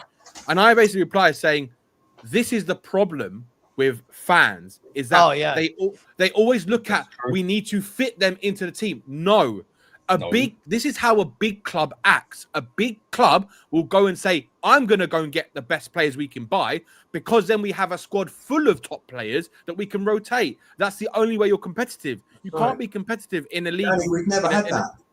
No, we've never. But I just couldn't believe that someone would actually say, how are we going to fit Kulu and Maddison in? It's like, seriously, that's the whole point of bringing in an Eze and a Savinho so that we can rotate them, keep them fit, so they're not overworked and overused. Can you imagine having a bench with Maddison and Kulu on there ready to come on? It'd be fucking brilliant. I mean, in that aspect for me, I think Maddison's pretty much done and dusted in the aspect of I still think we're going to see games out of him, but I don't think he's ever going to, well, not that he was a full season player anyway. He's always been quite brittle. But personally, this back-to-back injuries he's got, the second one being ACL. I know his other one was a knee, but I don't know how bad that was. I think that's going to pretty much do him as an overall player sort of thing to play consistently. Yeah. Which is why we need Eze even more. Exactly. But the other thing that people have said is that this will happen because we have to do it because we need it. No, to me, that's pretty irrelevant. The fact that we have to do it and we need to do it is irrelevant being Tottenham Hotspur because there's many of things we've had to do or need to do and we don't bloody do it. Yeah. I'm just hoping you're right, Dan, that we go and get both. I'm just praying that you're right. I mean, you know what? I just feel different about this. These two. Sorry, Sav, go on. No, you're right. I was just going to say, look, essentially, this is what Spurs have mustered together in a transfer window to start a season with. Right? When you break it down like this. Yeah. When you break it down, this is what we are starting our Premier League campaign with. Now and Champions League campaign. And Champions. You could say Solanke or Richarlison. I don't really care, right? You could say Odegaard or Johnson, or I don't really care, right? This Sarr or Bergvall, I don't care. This is what we're starting the season with, guys. Now, I think we're going to beat Burnley. I don't think that's the issue. The week after, we got Man City. Right? And as far as we can see, I mean, has a bid even gone in for Eze yet? No. Like, I've heard there's been. I've heard there has been. We heard 4 days ago, right? Spurs are in club talks with Palace. We must be the only club that then 4 or 5 days later, you're like, right, well, what's going on? Have we bid? Has it been rejected? Like, I've seen the reports. 58 plus 7 or 55 plus 5. No Ornstein or Mike McGrath or whoever has come out and said Spurs have officially bid for Eze. And you know, when you're just sitting there going, I get that deals are tough to do, but surely we're at that panic stage where it's like, Levy, we need this guy. Give them a bit over the odds. Play over the odds. We need this guy. And no, I don't. I think at the beginning of the transfer window, you could have that argument. I think at the end of the transfer window, you're sitting there going, if this is your target, this is the guy you've left it this late for, I don't care what you pay for him. So if you have to pay 70 million, pay 70. I don't care. The comment you just put up. This one? Yeah. To Dr. Reavers. Do you care if they pay too much for Savio as a fan? Does it matter? All we want as fans are players on the pitch. And we've lost various players through the years because we haven't paid the money. So, by the way, where is this coming from? I keep seeing this. Big up to you, my man. I'm not having a pop at you, by the way. You're like the 15th person that said this. Has anyone officially said that we're 7 million away? Because if we are, bless me. If we are 7 million away, I'm fucking fuming. Yeah. If that is the reason that we are 7 million away, I get it. It's not my money. It's easy for me to sit and say this, but this is your main target. It's Miguel Delaney, the chief football writer of the Independent, is basically saying it. He's the one that's bring up his details. Miguel Delaney. Is it on his? I've got to fly. I've got work to be getting on with now this afternoon. So yeah, I'm going to end in a minute anyway, man. So thank you. I'll bid you all farewell. See you later, mate. Take care. Let's see what happens. Happens. See you, mate. Cheers, guys. Yeah, look, guys, I'll be honest, I've got to that stage where I tried all summer to be, Jesus Christ, sorry. I've tried all summer I didn't want to be like, I didn't want to be like the other windows, but I'm now at the point where it's like, we're starting another season unprepared. Yeah. I think it's the standard. I think it's very lucky, Danny, that we've got Burnley tomorrow. I know, yeah, definitely. We should think ourselves very lucky. We've not started with a home game against a Chelsea, or do you know what I mean? Yeah, like because if we get like absolutely battered or something. But the thing is, it could work both ways. And I know on your show last night, I know Stel and Sean were having that debate, but I kind of see Stel's point is like, if we perform against like a Chelsea or an Arsenal on the first day of the season, does that change the mentality? Oh, look, actually, we don't, like to Levy. We don't maybe need an Eze or a Savinho, but look, I think the way that they're doing it, Daniel Levy is never going to change his way of doing business, right? That is a definite, but it's not to say that he won't change in the terms of who he buys, right? I still think he'll do the business in the same way, trying to get as much discount as possible, right? And try and take it to without having to pay the release clause. If it was up to Daniel Levy, he'd do it at £67 million and 50 pence, right? If it meant not hitting that release clause, just to have one over to say he didn't have to actually activate the release clause. That's the type of businessman he does. He will do anything to save a dime, right? And I think I wouldn't be surprised if that is the case with Tottenham being 7 million off. And it's going to be like this, Sav. It's going to be like, my problem with that is that, yes, we can go and pay the extra 7 million, but why are you going to try and haggle for 7 million when you can go and get him? But we know that Daniel Levy is going to try, okay, how about 6 million? How about 5 million? And then by that point, they're going to be like, you're taking a piss. And it's like then they're going to be like, okay, we're not doing a deal now because you're taking the piss now. And then Daniel Levy sitting there with his head in his hands, like, oh fuck, like we missed that. Danny, it's not. I've been saying it's all well and good us going for these two now, and if we get them, brilliant. Nothing gets said, and it's amazing. We're all very happy. If he doesn't land these two players, by the way, not one of them. If he doesn't land both of these now, I'll be honest, I'm gonna feel really deflated by this whole transfer window. So am I. Because you've had all summer. Yeah, I get it. I get that we're going in for these big players now, but you have had all summer. Yeah. So if you don't get Savio because he's out of your price range, cool. What about all the other wingers that have moved this window that you've not gone for? Do you know what I mean? If you don't get Eze now, it's like if they were fixated on those two players at the beginning of the window, we'll go and do it then. Like, pay the money. It's like in the way I look at it, the way I perceive it, it's like in Daniel Levy's mind, he's looking at running down the clock to try and get the best value bang for his buck kind of thing, right? But the problem by doing that is it's a massive risk, which is funny because Daniel Levy is normally risk averse, right? But that's what's ironic about this, because by doing those kind of tactics, he is actually causing more risk to not getting any players in than getting just one or two of them. It's like, if you want those players, just go and do it sooner. But look, I just pray that they don't piss both of these deals up. I still think they're going to get both of them because I just think it'd be nuts if they don't, in my opinion. Well, let's be fair. I actually think it'd be nuts. Man City have just sold McAtee, right, for what, 25, whatever it was, million. Yep. They're going to want £70 million so they can get Rodrigo. Savinho, so that they can go, right, there's our 90 million. We've sold 2 players and we're going to go Rodrigo. Just by way of example, right? Yep. That's how they'll want to work. And this is a great point. This is the main reason we're going to be paying a premium. We've left it late. Yeah. Right? Everyone who says, oh, good, the window, get at the end of the window. You're not giving teams a chance. I still believe we're going to do it. We're not giving teams a chance to, like, if we're sitting here now going, well, lots of people are saying, oh, Palace are waiting to get their replacement in.